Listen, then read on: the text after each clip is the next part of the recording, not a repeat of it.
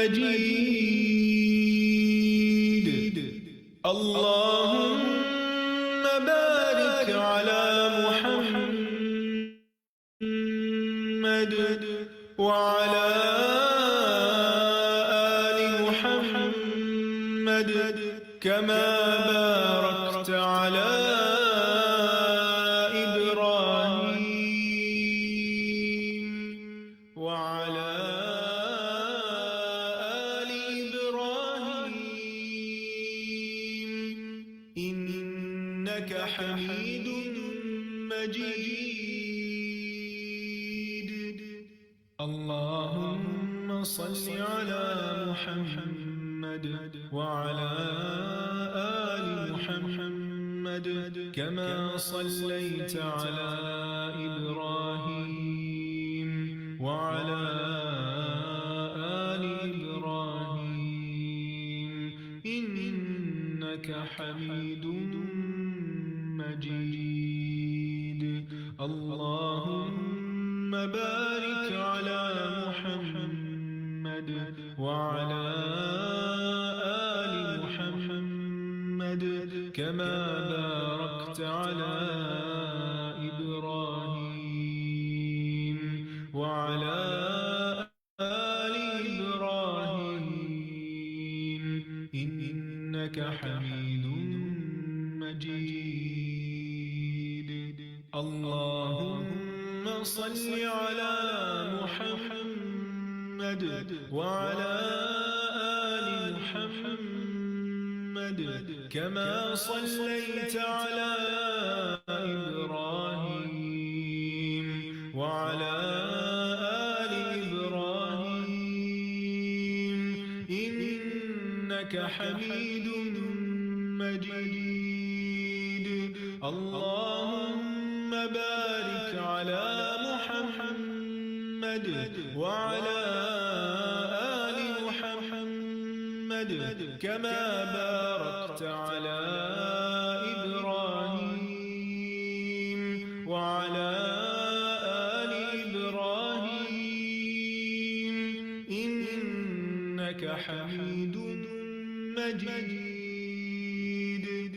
اللهم صل على محمد وعلى آل محمد كما صليت على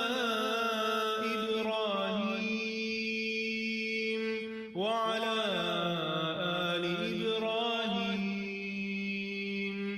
إنك حميد مجيد. اللهم بارك على محمد وعلى آل محمد كما باركت على إبراهيم وعلى آل إبراهيم إنك حميد مجيد. اللهم صل على محمد وعلى آل محمد كما صليت على إبراهيم وعلى آل إبراهيم إنك حميد مجيد. اللهم بارك على محمد وعلى آل محمد كما باركت على إبراهيم وعلى آل إبراهيم إنك حميد مجيد. اللهم صل على محمد وعلى آل محمد كما صليت على إبراهيم وعلى آل إبراهيم إنك حميد مجيد. اللهم بارك على محمد وعلى آل محمد كما باركت على إبراهيم وعلى آل إبراهيم إنك حميد مجيد. اللهم صل على محمد وعلى آل محمد كما صليت على إبراهيم وعلى آل إبراهيم إنك حميد مجيد. اللهم بارك على محمد وعلى آل محمد كما باركت على إبراهيم وعلى آل إبراهيم إنك حميد مجيد. اللهم صل على محمد وعلى آل محمد كما صليت على إبراهيم وعلى آل إبراهيم إنك حميد مجيد.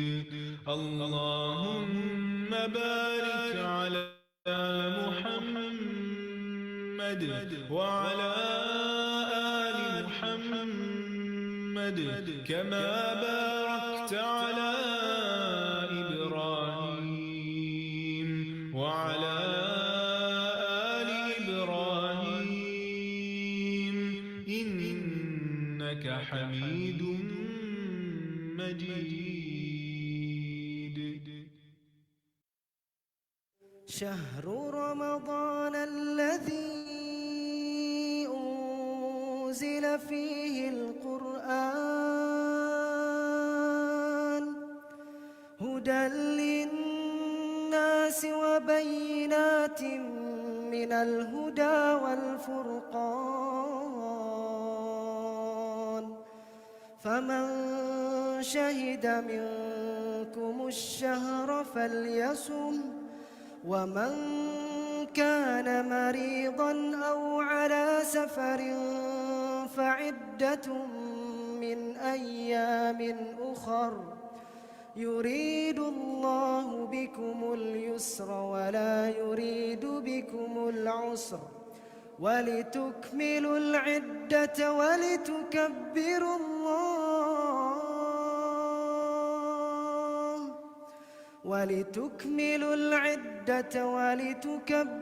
الله على ما هداكم ولعلكم تشكرون.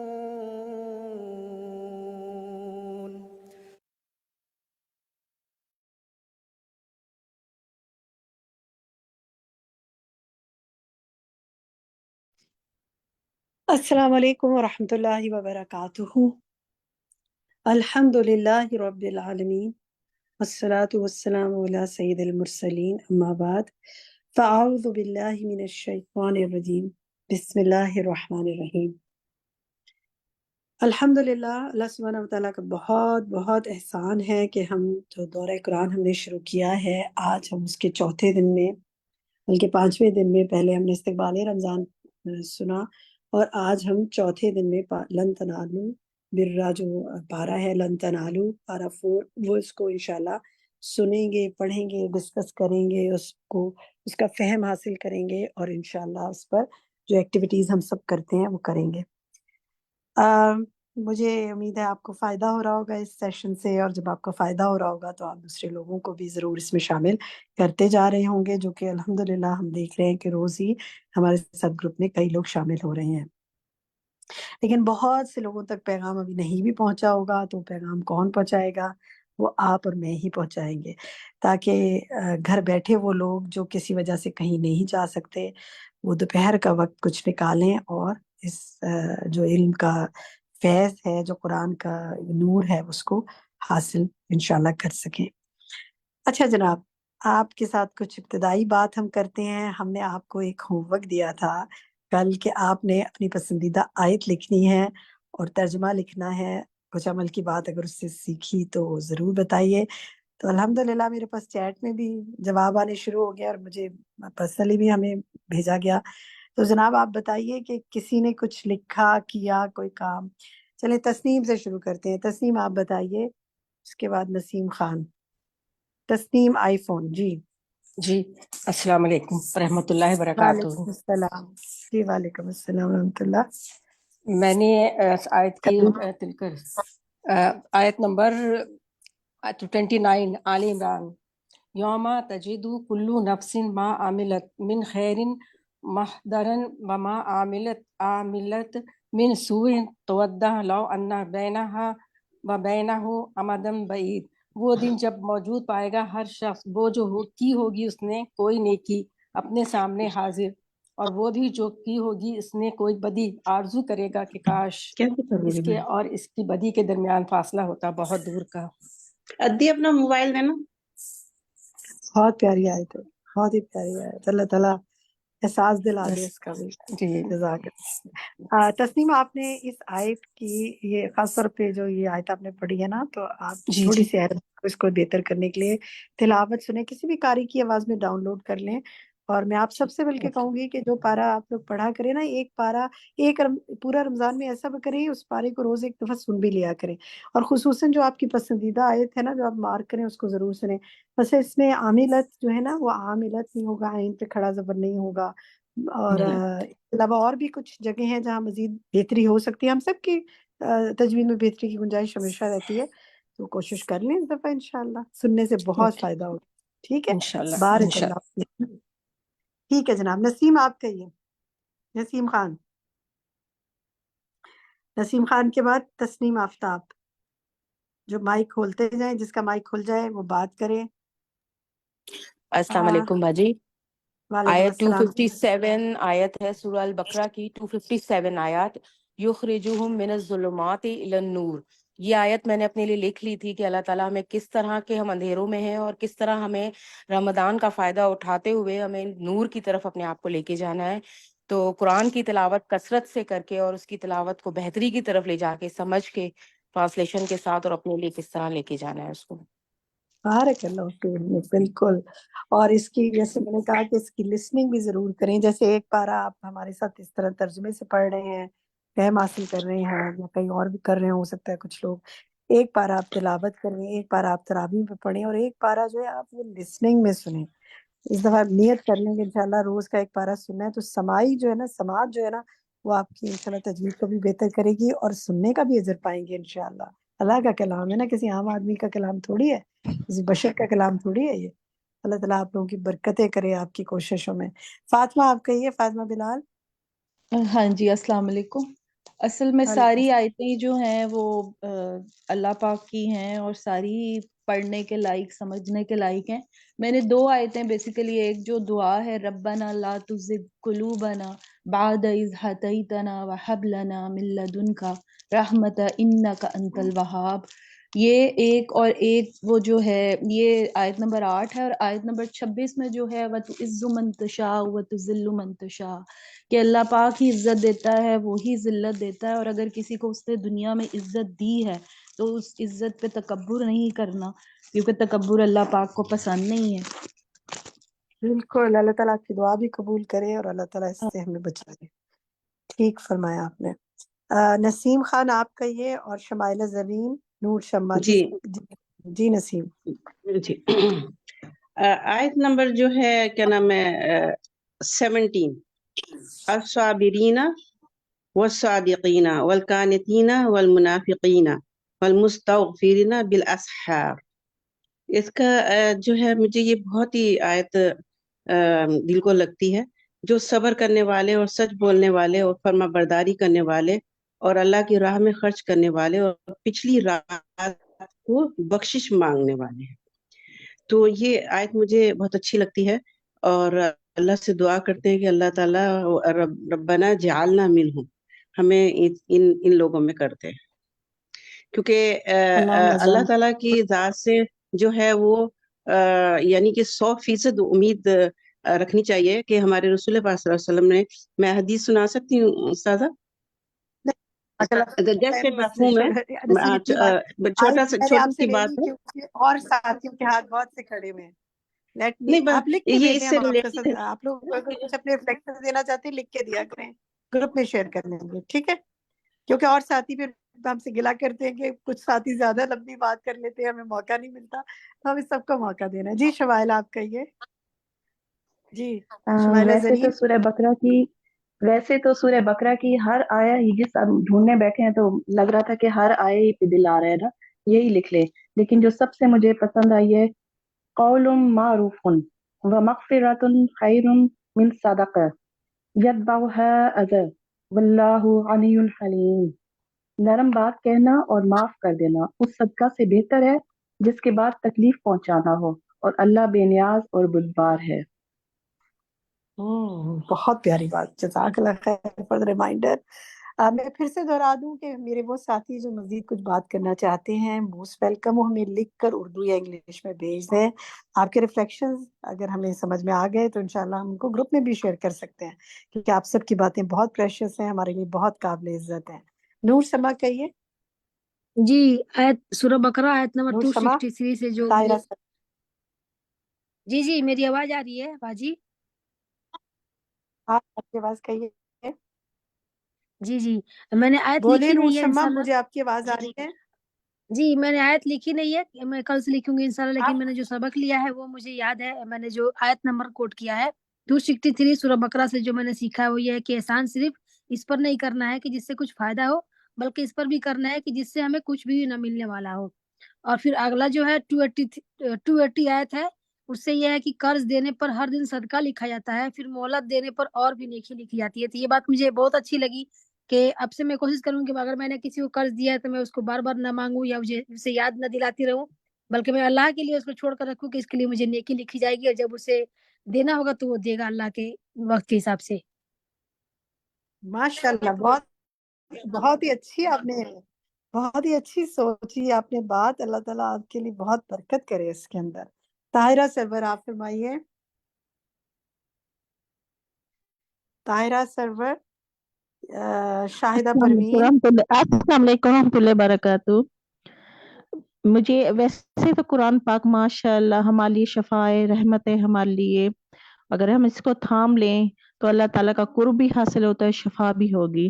باقی یہ ہے کہ جو سورۃ یہ البقرہ جو ہے نا، اس کی جو آخری آیات ہے نا، الحمدللہ سے میں اس وقت سے پڑھتی ہوں جب میرا بچپنا تھا. تو یہ ساری زندگی میں صبح شام پڑھتی ہوں. اب جب سے میں نے یہ بیان سنا ہے کسی حضرت جبرائیل علیہ السلام زمین پر جب لائے تھے اللہ تعالیٰ کے لیے تو خوشخبری بنا کے یہ لائے تھے، تو الحمدللہ میں اس قابل، تو میں اللہ تعالیٰ سے اللہ تعالیٰ بہت ہمیں دعا اللہ کا کرتی کلام ہوں، پڑھنے کی طرف سے یہ توفیق ہدایت عطا ملی ہے کہ فرمائے. ہم نے اس کو پڑھا. جزاک آمین. اللہ خیر. شاہدہ پروین آپ کہیے.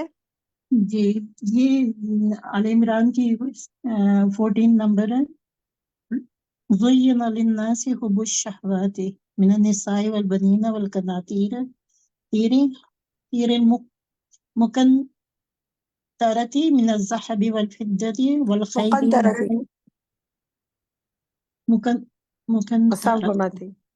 من الذهب والفضة والخيل المسومات والأنعام والحرث ذلك متاع الحیات الدنیا واللہ عنده حسن المآب.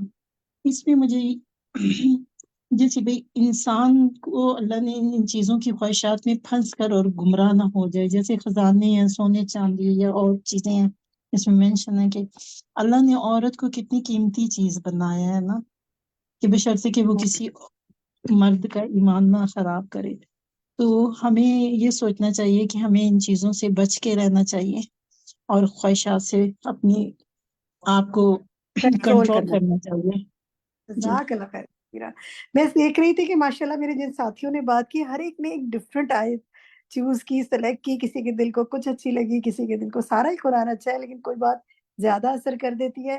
تو اللہ تعالیٰ آپ سب کے علم و عمل میں برکت فرمائے اور بہت آپ لوگوں کو فہم میں بہتری عطا فرمائے. اور اصل تو یہ ہے کہ عمل ہمارا اس کی جیسا ہو جائے جیسا اس کو پسند ہے. تو اب جناب ہم یہ کرتے ہیں کہ ہم چلتے ہیں اپنے آج کے سیشن کی طرف. سب سے پہلے ہم کل کے پارے کا ریکیپ سنیں گے چند منٹ کا سازا کے ساتھ, اور انشاءاللہ پھر ہم سازا سے پارا 4 کی کے فہم کو حاصل کریں گے. اس کے بعد ہم نے کچھ سوالات پھر آج آپ کے لیے کچھ فل ان دا بلینکس کچھ چیزیں نکالی ہیں کہ دیکھیں ذرا دہرائی ہو جائے. ہر روز کوشش کرتے ہیں کہ دہرائی بھی کچھ کچھ بیچ میں سے کر لیں, اور پھر ایک اور دہرائی ہماری جو ہوگی وہ ہوگی انشاءاللہ کوئی پول کے ذریعے انشاءاللہ, اور پھر آپ کو کچھ ہوم ورکس بھی دیں گے. تو جناب چلتے ہیں آج کی سیشن کی طرف. Over to you admin. السلام علیکم ورحمۃ اللہ وبرکاتہ. کل کے پارے میں سے آپ نے کیا سیکھا؟ شیئر کیجئے. سورہ ملک کے علاوہ البقرہ کی لاسٹ آخری جو 2 ورسز ہیں وہ بھی آئندہ سونے سے پہلے پڑھ کے سونی چاہیے انشاءاللہ. وہ رات بھر کے لیے کافی ہو جاتی ہیں, یعنی حفاظت کے لیے. اسباب کے بجائے مسبب الاسباب پر انحصار کرنا چاہیے. اسباب کا استعمال کی ممانعت نہیں ہے, لیکن اس کو اس طرح استعمال کرنا چاہیے کہ آخرت کا حصول اس کے ساتھ جڑا ہو. میں نے اپنے لیے جو بات لی وہ یہ کہ ریسسٹ کامنٹ سے بہت زیادہ بچنے کی ضرورت ہے, کیونکہ اللہ تعالیٰ کی بنائی ہوئی مخلوق ہے اور ہمیں کوئی حق نہیں کہ ہم کسی کو بھی کچھ بھی کہیں. شاباش, گڈ. صدقات سے ہمارے گناہ معاف ہوتے ہیں. صدقات گناہوں کی آگ کو بجھاتے ہیں. جی. قرآن کی عظیم ترین آیت آیت الکرسی, توحید کے 12 دلائل موجود, اللہ کے 5 نام اور 20 سے زیادہ صفات. جزاک اللہ خیر. 3 آدمی ایسے ہیں جس سے اللہ تعالیٰ قیامت کے دن بات نہیں کرے گا. ایک احسان جتانے والا, ماں باپ کا نافرمان, اور کپڑا لٹکانے والا. گڈ. استاذ جی, مجھے یہ بات بہت ہی دوبارہ سے دہرانے کی ضرورت پیش آئی کہ جب اللہ کی رحمتوں سے انعامات سے کوئی غیر متوقع معاملات واقعات نعمتوں کو دیکھیں تو اسی وقت دعا کر لیں. وہ ایک قبولیت کی گھڑی ہوتی ہے, جیسے حضرت زکریا علیہ السلام کی دعا قبول ہوئی تھی. یعنی دوسروں سے حسد کرنے کی بجائے کہ ان کو یہ نعمت کیوں ملی ہے, اس وقت انسان کو اللہ کی نعمت طلب کرنی چاہیے, اللہ کا فضل مانگنا چاہیے. دلوں کی اصلاح کیا کریں, دلوں کے بھی کچھ اعمال پر پکڑ ہے. یہ بڑی اہم بات ہے کہ دلوں کے کچھ اعمال پر بھی پکڑ ہے, اس لیے دل پر بھی نگاہ رکھیں کہ ہمارے دل کیا سوچ رہے ہیں.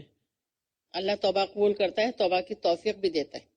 قبول بھی کرتا ہے اور توفیق بھی دیتا ہے. گڈ. صدقہ جو دینے کے لیے ردی چیز نہیں دینی چاہیے, اس کی قبولیت کے لیے اچھی چیز ہونی چاہیے, اور صدقہ پہنچنے سے پہلے کسی کے ہاتھ میں, اللہ تعالیٰ کے ہاتھ میں جائے. جزاک اللہ خیر. السلام علیکم ورحمۃ اللہ وبرکاتہ. نحمده ونصلي على رسوله الكريم, اما بعد, فاعوذ باللہ من الشیطان الرجیم, بسم اللہ الرحمن الرحیم. رب اشرح لي صدری ويسر لي امری واحلل عقدۃ من لسانی يفقهوا قولی. الحمد للہ الذي احاط بكل شيء علما وجعل لكل شيء قدرا واسبغ على الخلائق من نعمته سترا. احمده سبحانه واشکره واتوب الیہ واستغفره. ہر قسم کی حمد اللہ کے لیے ہے جس نے علم کے لحاظ سے ہر چیز کا احاطہ کر رکھا ہے اور ہر ایک چیز کی تقدیر مقرر کی ہے اور اپنی مخلوقات پر اپنی نعمتوں کا پردہ ڈالا ہوا ہے.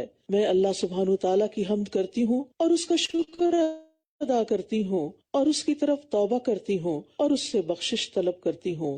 چوتھا پارہ. لن تنالوا البر حتى تنفقوا مما تحبون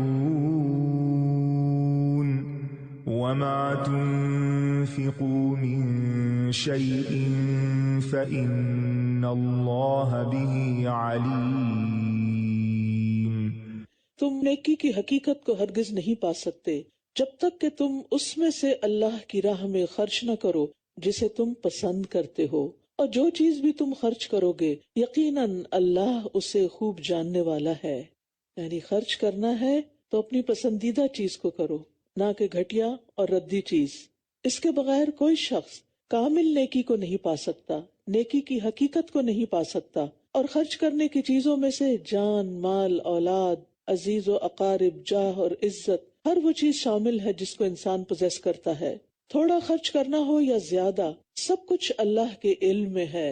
وَإِنَّ اللَّهَ بِهِ عَلِيمٌ، ہم جو کچھ بھی کرتے ہیں وہ سب جانتا ہے، بشرطے کہ انسان اخلاص اور ایمان کے ساتھ خرچ کرے، اللہ سبحانہ وتعالیٰ اس کا بدلہ ضرور دے گا۔ اس لیے معمولی چیز کو بھی خرچ کرنے کو آر نہیں سمجھنا چاہیے، لیکن نیکی کا کامل درجہ حاصل کرنے کے لیے ضروری ہے کہ عزیز ترین چیز صرف کی جائے۔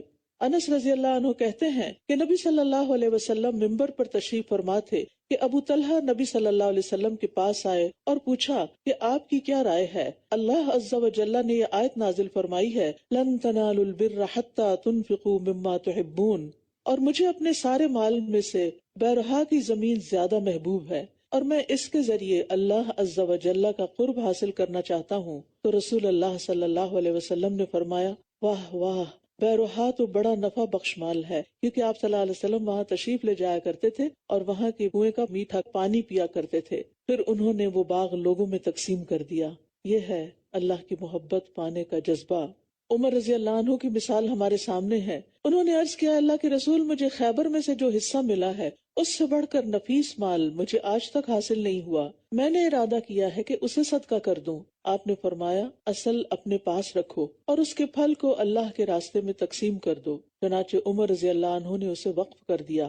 یہ ہیں وہ مثالیں جو ہماری تاریخ میں ہمیں ملتی ہیں، لیکن آج ہمارا حال کیا ہو گیا ہے کہ ہم سب کچھ اپنی ذات کے لیے ہی رکھنا چاہتے ہیں، اور اللہ کا دین جس حال میں بھی ہے ہمیں اس کی پرواہ نہیں۔ آج آپ دیکھیں کہ نان مسلمز کے اندر ایسی مثالیں موجود ہیں کہ جس میں وہ اپنی پوری زندگی کا سرمایہ تعلیمی اداروں کے لیے وقف کر جاتے ہیں۔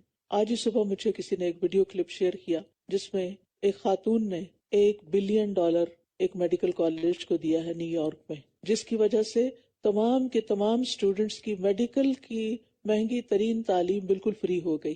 اب آپ سوچ سکتے ہیں کہ طالب علموں پر علم حاصل کرنے کے لیے، خاص طور پر یہاں یونیورسٹیز میں جانا کتنا مشکل ہے، اور کتنے بچے ڈیٹس کا شکار ہیں اور کتنی مشکلوں میں ہیں، لیکن مسلمان کمیونٹی اس بارے میں کم ہی سوچتی ہے کہ ان کے لیے ہم کیا سہولت فراہم کر سکتے ہیں تاکہ وہ بھی اعلیٰ تعلیم حاصل کر سکیں، یا پھر جو دینی تعلیم کے ادارے ہیں ان کو آگے بڑھانے کے لیے، ان کو ترقی دینے کے لیے ہم اپنے مال میں سے کیا خرچ کر سکتے ہیں۔ بعض اوقات ہمارے پاس مال ہوتا بھی ہے اور ہمارے بچوں کو بھی اس کی ضرورت نہیں ہوتی کیونکہ وہ سیلف سفیشینٹ ہو چکے ہوتے ہیں، لیکن اس کے باوجود ہمارا دل نہیں کھلتا۔ اور پھر خاص طور پر اللہ کے راستے میں دینے کے لیے، دنیا کی شہرت کے لیے تو پھر بھی کچھ کر لیتے ہیں، لیکن دین کے لیے کیا کرتے ہیں، یہ ہم سب کے لیے ایک سوال ہے۔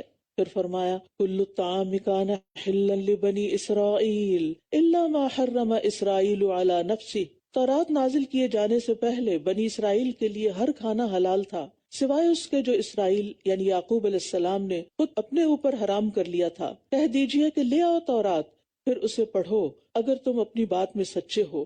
یہود رسول اللہ صلی اللہ علیہ وسلم کی نبوت کے سلسلے میں یہ اعتراض بھی کرتے تھے کہ یہ پیغمبر خود کو ملت ابراہیمی کے اتباع کا دعوے دار بتاتا ہے اور اونٹ کا گوشت کھاتا ہے، حالانکہ یہ گوشت ملت ابراہیمی میں حرام ہے۔ اس پر یہ آیات نازل ہوئی کہ تورات کے اترنے سے پہلے تو یہ سب چیزیں حلال تھیں، ملت ابراہیمی میں حرام نہیں تھی۔ اگر تم اپنے دعوے میں سچے ہو تو تورات لا کر دکھاؤ، کوئی دلیل دو۔ فَمَنِ افْتَرَى عَلَى اللَّهِ الْكَذِبَ مِن بَعْدِ ذَلِكَ فَأُولَئِكَ هُمُ الظَّالِمُونَ، تو جو کوئی اس دلیل کے بعد بھی اللہ پر جھوٹ گھڑے تو ایسے ہی لوگ دراصل ظالم ہیں۔ کہہ دیجئے اللہ نے سچ کہا، بس تم ابراہیم کے طریقے کی پیروی کرو جو یکسو تھے اور وہ مشرکین میں سے نہ تھے۔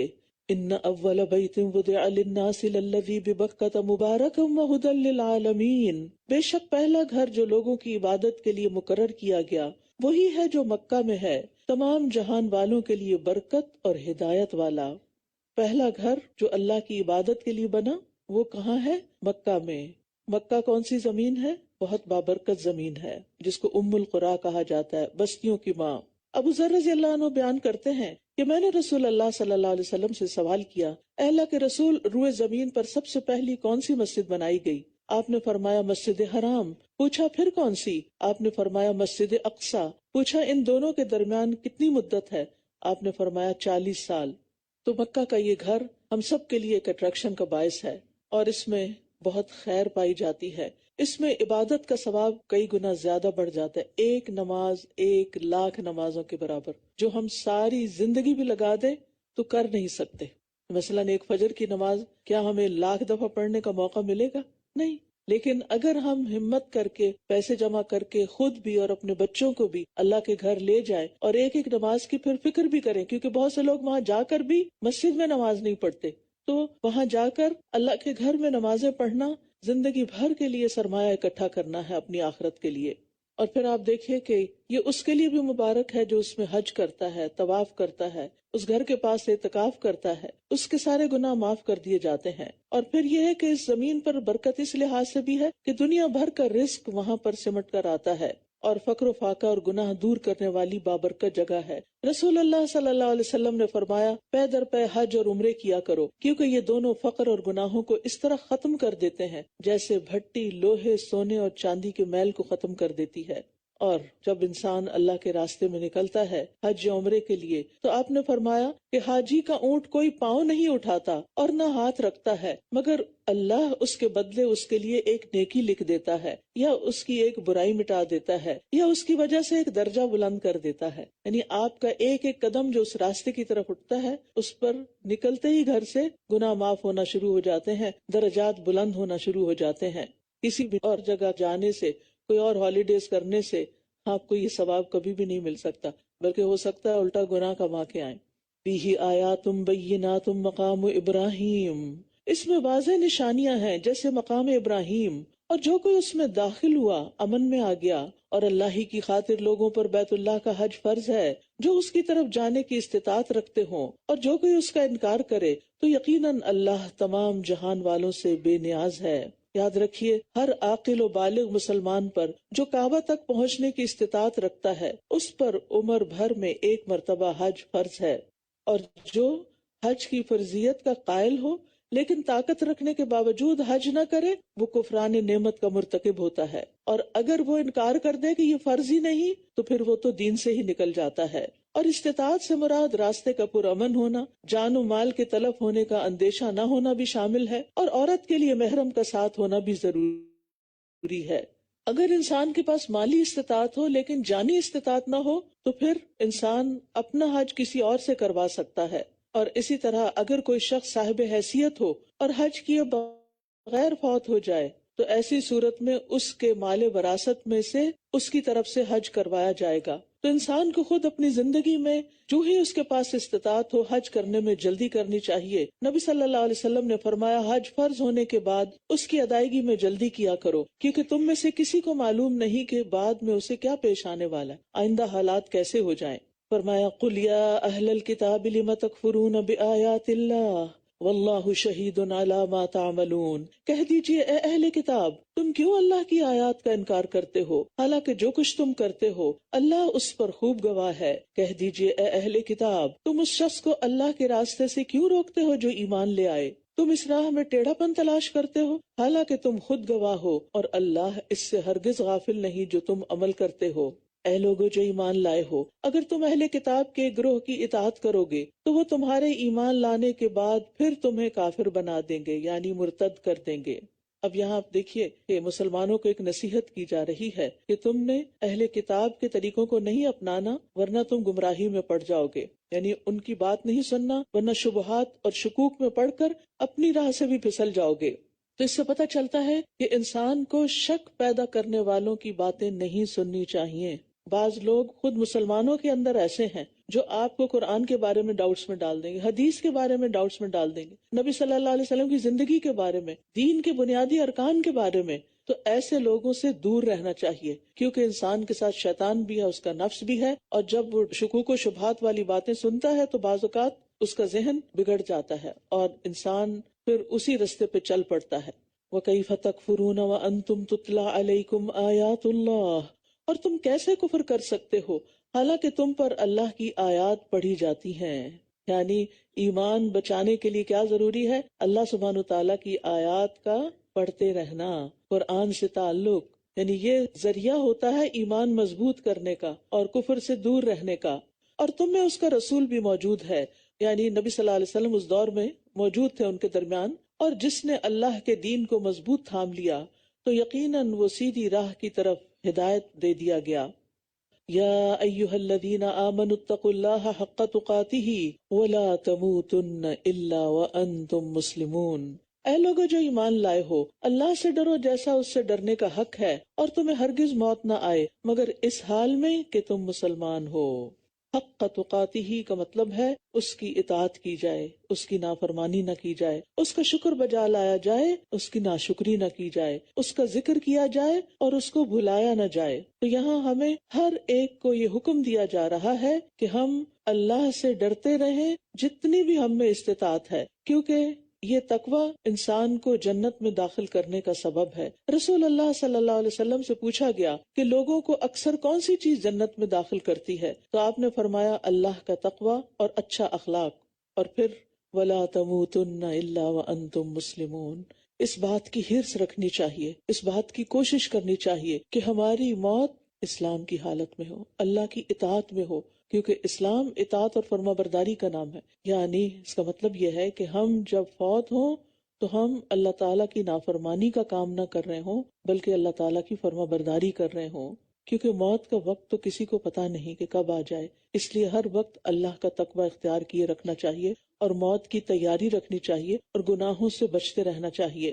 پھر فرمایا وَاعْتَصِمُوا بِحَبْلِ اللَّهِ جَمِيعًا وَلَا تَفَرَّقُوا، اور تم سب مل کر اللہ کی رسی کو مضبوطی سے تھام لو اور فرقہ فرقہ مت بنو، اور اپنے اوپر اللہ کی اس نعمت کو یاد کرو جب تم آپس میں دشمن تھے تو اس نے تمہارے دلوں میں الفت ڈال دی، بس تم اس کے فضل سے بھائی بھائی بن گئے، اور تم آگ کے گڑھے کے کنارے پر تھے تو اس نے تمہیں اس سے بچا لیا۔ اسی طرح اللہ تمہارے لیے اپنی آیات کو کھول کر بیان کرتا ہے تاکہ تم ہدایت پاؤ۔ یہاں فتنوں سے محفوظ رہنے کے لیے چند اصول بتائے جا رہے ہیں، ان میں سے ایک یہ ہے کہ مومنوں کو اللہ کی رسی کو مضبوط تھامنا چاہیے، اور اللہ کی رسی سے مراد قرآن ہے۔ عبداللہ فرماتے ہیں بے شک اس سیدھے راستے پر آمد و رفت رہتی ہے، یہاں شیاطین آتے ہیں اور بلند آواز سے کہتے ہیں اے اللہ کے بندے اس دوسرے راستے پہ آ جاؤ، بس تم اللہ کی رسی کو مضبوطی سے تھام لو، بے شک اللہ کی رسی قرآن ہے۔ زید بن ارقم کہتے ہیں کہ رسول اللہ صلی اللہ علیہ وسلم نے فرمایا اللہ کی کتاب ہی اللہ کی وہ رسی ہے جو آسمان سے زمین تک لٹکی ہوئی ہے، جو اسے پکڑے گا اس کا بیڑا پار ہو جائے گا اور جو اس کو چھوڑ دے گا ہلاکت کے گڑھے میں جا گرے گا۔ تو یہاں پر فتنوں سے محفوظ رہنے کے لیے پیچھے بتایا گیا تقوی اختیار کرو، اسلام کی حالت میں موت آئے ہر وقت اطاعت کی حالت میں رہو، اللہ کی رسی کو یعنی قرآن کو مضبوطی سے تھامے رکھو، اور پھر جدا جدا نہ ہو آپس میں، فرقہ واریت نہ کرو، اور اللہ کی نعمت یعنی دلوں میں الفت ڈالنے کو یاد رکھو، اور اس کے بعد دعوت الخیر کا کام کرو، نیکیوں کا حکم دو، برائیوں سے روکو۔ یہ ساری چیزیں انسان کو دین پر ثابت قدم رکھتی ہیں۔ وَلْتَكُمْ مِنْكُمْ أُمَّةٌ يَدْعُونَ إِلَى الْخَيْرِ، اور تم میں ایک گروہ ایسا ضرور ہونا چاہیے جو لوگوں کو خیر کی طرف بلائے اور نیکی کا حکم دے اور برائی سے روکے، اور یہی لوگ فلاح پانے والے ہیں۔ اللہ کی رسی کو مضبوطی سے پکڑنے کے بعد اختلاف سے بچنے کی صورت کیا ہے کہ انسان لوگوں کو خیر کی طرف بلائے، جب وہ اور لوگوں کو نیکی کی طرف بلائے گا تو اس کے اپنے ارد گرد نیک لوگوں کا دائرہ مضبوط ہو جائے گا، جس کی وجہ سے اس کے لیے خود برائیوں کی طرف نکلنا مشکل ہوگا۔ اور یہ امر بالمعروف اور نہی عن المنکر امت محمد صلی اللہ علیہ وسلم پر واجب ہے، فردن فردن بھی اور جماعت کی شکل میں بھی۔ مومنوں کا آپس میں رشتہ کیا ہے؟ والمؤمنون والمؤمنات بعضهم اولیاء بعض، مومن مرد اور مومن عورتیں ان کے بعض کے دوست ہیں، مددگار ہیں۔ کس کام میں؟ وہ نیکی کا حکم دیتے ہیں اور برائی سے منع کرتے ہیں، یعنی اس کام میں سب کو ایک دوسرے کے ساتھ تعاون کرنا چاہیے، ایک دوسرے کی اسٹرینتھ بننا چاہیے، ایک دوسرے کو پیچھے نہیں کھینچنا چاہیے، ایک دوسرے کے خلاف بات نہیں کرنی چاہیے، تاکہ سب مل کر اللہ کے دین کو آگے بڑھا سکیں۔ اور جو لوگ نہی عن المنکر نہ کریں تو وہ ایسے ہی ہیں جیسے وہ خود اس برائی کا ارتکاب کر رہے ہیں۔ منکر کو دیکھ کر اسے نہ روکنا غفلت اور اللہ سے اعراض کی نشانی ہے۔ منکر سے نہ روکنے والے کی بات حقیر ہو جاتی ہے اور اس کی بات مانی نہیں جاتی۔ پھر فرمایا وَلَا تَكُونُوا كَالَّذِينَ تَفَرَّقُوا، اور ان لوگوں کی طرح نہ ہو جانا جو فرقہ فرقہ بن گئے اور انہوں نے واضح دلائل آ جانے کے بعد اختلاف کیا، اور یہی لوگ ہیں جن کے لیے بہت بڑا عذاب ہے۔ اس سے مراد بنی اسرائیل ہیں جو فرقوں میں بٹ گئے تھے، جیسے وہ آتا ہے نا کہ آپ صلی اللہ علیہ وسلم نے فرمایا البتہ میری امت پر بھی وہی کچھ آئے گا جو بنی اسرائیل پر آیا۔ اور پھر آگے فرمایا کہ اور بے شک بنی اسرائیل 72 فرقوں پہ تقسیم ہوئی اور میری امت 73 فرقوں پہ تقسیم ہو جائے گی، اور ان میں ایک فرقے کے علاوہ باقی سب جہنمی ہوں گے۔ صحابہ نے عرض کیا یا رسول اللہ وہ کون ہے؟ آپ نے فرمایا جس پر میں اور میرے صحابہ ہیں، یعنی جنہوں نے اصل دین کو تھاما وہی نجات پانے والے ہیں۔ اس دن کچھ چہرے روشن ہوں گے اور کچھ چہرے سیاہ، تو جن لوگوں کے چہرے سیاہ ہوں گے ان سے کہا جائے گا کیا تم اپنے ایمان لانے کے بعد کفر میں مبتلا ہو گئے تھے؟ تو عذاب کا مزہ چکھو اس وجہ سے کہ تم کفر کرتے تھے۔ ابن عباس کہتے ہیں کہ جو چہرے روشن اور سفید ہوں گے وہ اہل سنت کے ہوں گے جو آپس میں اتحاد اور اتفاق رکھنے والے لوگ ہیں، اور جو چہرے سیاہ ہوں گے وہ تفرقہ بازی کرنے والوں کے ہوں گے۔ اور بنیادی طور پر یہی ہے کہ جو لوگ نیکی کے کام کرتے ہیں ان کے چہرے روشن ہوں گے، جیسے آتا ہے للذین احسنوا الحسنى وزیادہ ولا يرهق وجوہہم قطر۔ جن لوگوں نے نیکی کی ان کے لیے نہایت اچھا بدلہ ہے اور کچھ زیادہ بھی ہے، اور ان کے چہروں کو نہ کوئی سیاہی ڈھانپے گی نہ کوئی ذلت، یعنی نیکی کرنے والے احسان کرنے والوں کے چہرے سیاہ نہیں ہوں گے۔ لیکن اس کے برعکس جو لوگ اللہ کے نافرمان ہوں گے ان کے چہرے سیاہ ہوں گے۔ وَوُجُوهٌ يَوْمَئِذٍ عَلَيْهَا غَبَرَةٌ تَرْهَقُهَا قَتَرَةٌ أُولَئِكَ هُمُ الْكَفَرَةُ الْفَجَرَةُ، یعنی جنہوں نے کفر کیا اور جنہوں نے نافرمانیاں کی، فجرہ۔ اسی طرح قرآن مجید کی اور آیات سے بھی پتہ چلتا ہے کہ مجرموں کے چہرے سیاہ ہوں گے اور جھوٹ اور تکبر سے چہرے سیاہ ہو جائیں گے۔ اور رہے وہ لوگ جن کے چہرے روشن ہوں گے تو وہ اللہ کی رحمت میں ہوں گے جس میں وہ ہمیشہ رہیں گے۔ تو یہ نیکیاں کرنے والے ہیں۔ تو وہ کون سے نیک اعمال ہیں جن سے چہرے روشن ہوں گے؟ ان میں خاص طور پر وضو کو بہت اچھے طریقے سے کرنا، وضو کی وجہ سے چہرے روشن ہوں گے۔ قیامت کے دن نبی صلی اللہ علیہ وسلم حشر کے میدان میں اپنے امتیوں کو کیسے پہچانیں گے؟ وضو کے نشانات کی وجہ سے۔ وہ سفید روشن پیشانی والے، روشن چمکتے ہاتھ پاؤں والے، یعنی کہ روشن ہی روشن ہوں گے، اور سجدوں کی کثرت کی وجہ سے بھی چہرے چمکیں گے۔ آپ نے فرمایا اس دن میرے امتیوں کی پیشانیاں سجدوں کی وجہ سے روشن اور وضو کی وجہ سے ان کے اعضاء چمک رہے ہوں گے۔ اسی طرح آپ نے دعا دی اللہ اس شخص کو تر و تازہ رکھے جس نے ہماری کوئی بات سنی پھر اسے دوسروں تک پہنچایا۔ بعض اوقات جسے بات پہنچائی جاتی ہے وہ براہ راست سننے والے سے زیادہ یاد رکھنے والا ہوتا ہے۔ اسی طرح اللہ کی خاطر باہم محبت کرنے والوں کے چہرے بھی روشن ہوں گے، اور اللہ کے راستے میں موت آنے والوں کے چہرے بھی سفید اور روشن ہوں گے۔ تلک آیات اللہ نتلوها علیک بالحق وما اللہ یرید ظلما للعالمین۔ یہ اللہ کی آیات ہیں جنہیں ہم آپ پر حق کے ساتھ پڑھ رہے ہیں، اور اللہ جہان والوں کے ساتھ کسی ظلم کا ارادہ نہیں رکھتا۔ وَلِلَّهِ مَا فِي السَّمَاوَاتِ وَمَا فِي الْأَرْضِ وَإِلَى اللَّهِ تُرْجَعُ الْأُمُورُ، اور اللہ ہی کے لیے ہے جو کچھ آسمانوں میں ہے اور جو کچھ زمین میں ہے، اور اللہ ہی کی طرف سب معاملات لوٹائے جاتے ہیں۔ جب بندے کو یہ یقین آ جاتا ہے نا تو پھر اسے اپنی کوئی چیز اپنی نہیں لگتی، کہ اصل مالک تو وہ ہے، میرے پاس تو بس عارضی طور پر ہے، چند دن کے لیے ہے، اس لیے مجھے اس کو اسی طرح استعمال کرنا چاہیے جس طرح میرا رب مجھ سے پسند کرے۔ پھر فرمایا کنتم خیر امت اخرجت للناس تأمرون بالمعروف وتنہون عن المنکر، تم بہترین امت ہو جو لوگوں کی رہنمائی کے لیے نکالی گئی ہے، تم نیکی کا حکم دیتے ہو اور برائی سے روکتے ہو، اور تم اللہ پر ایمان رکھتے ہو، اور اگر اہل کتاب بھی ایمان لے آتے تو یہ ان کے حق میں بہتر ہوتا، ان میں سے کچھ مومن ہیں مگر ان کی اکثریت فاسق ہے۔ یاد رکھیے بہترین امتی بننے کے لیے اس شرط کو پورا کرنا ہے، یعنی جس شخص کو یہ بات پسند ہو کہ وہ بہترین امتی بنے تو اسے پھر یہ کام کرنا ہوگا۔ کیا کام؟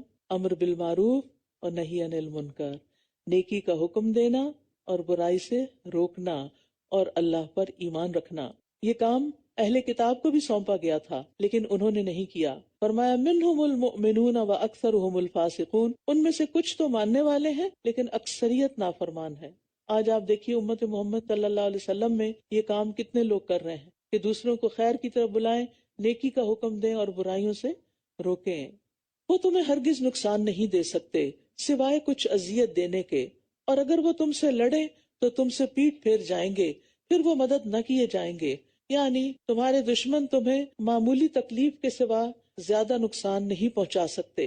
اس لیے انسان کو مخالفتوں اور دوسروں کی دی ہوئی تکلیف سے پریشان نہیں ہونا چاہیے، اور انسان کے اندر ایک تحمل اور بردباری بھی ہونی چاہیے کہ اگر کسی نے کوئی بات کہہ دی ہے تو بہت زیادہ محسوس نہ کریں، غصے کو پی جائیں، بات درگزر کر جائیں اور اپنے مقصد پر فوکس کریں۔ کیونکہ جب انسان ہر ایک کی بات کی ریزن تلاش کرنے لگتا ہے، اس سے بدگمانی کرنے لگتا ہے اور اس کے پیچھے پڑ جاتا ہے اور پھر اس کو اٹھا کے دوسروں تک لے جاتا ہے اور پھر اس کو اپنے دل پہ رکھ کے دل کو بوجھل رکھتا ہے، تو پھر ایسا شخص کسی کام کا نہیں رہتا، وہ بیکار ہو جاتا ہے۔ تو اس بیکاری سے بچنے کے لیے بہت سی باتوں کو سنی انسنی کر دیں، ایک کان سے سنیں دوسرے سے نکال دیں، بلکہ ایک میں بھی ڈالنے کی ضرورت نہیں، اور دل تک تو جانی ہی نہیں چاہیے۔ ضربت علیہم الذلۃ اینما ثقفوا، وہ جہاں کہیں بھی پائے گئے ان پر ذلت مسلط کر دی گئی، سوائے اس کے کہ اللہ کا سہارا اور لوگوں کا سہارا لے لیں، اور وہ اللہ کی طرف سے غضب میں گرفتار ہو کر پلٹے اور ان پر محتاجی مسلط کر دی گئی۔ یہ سب کیوں ہوا؟ یہ اس لیے ہوا کہ وہ اللہ کی آیات کا انکار کرتے تھے اور انبیاء کو ناحق قتل کرتے تھے۔ یہ اس وجہ سے بھی ہوا کہ وہ نافرمانی کرتے تھے اور حد سے بڑھ جاتے تھے۔ اس سے یہ پتہ چلتا ہے کہ کفر اور معصیت کی وجہ سے عذاب الہی آتا ہے، اور طاقتور ہونے کے باوجود دین سے دوری انسان کی ذلت کا باعث بنتی ہے۔ آج امت کی ذلت اس کے اپنے دین سے دور ہونے کی سزا ہے۔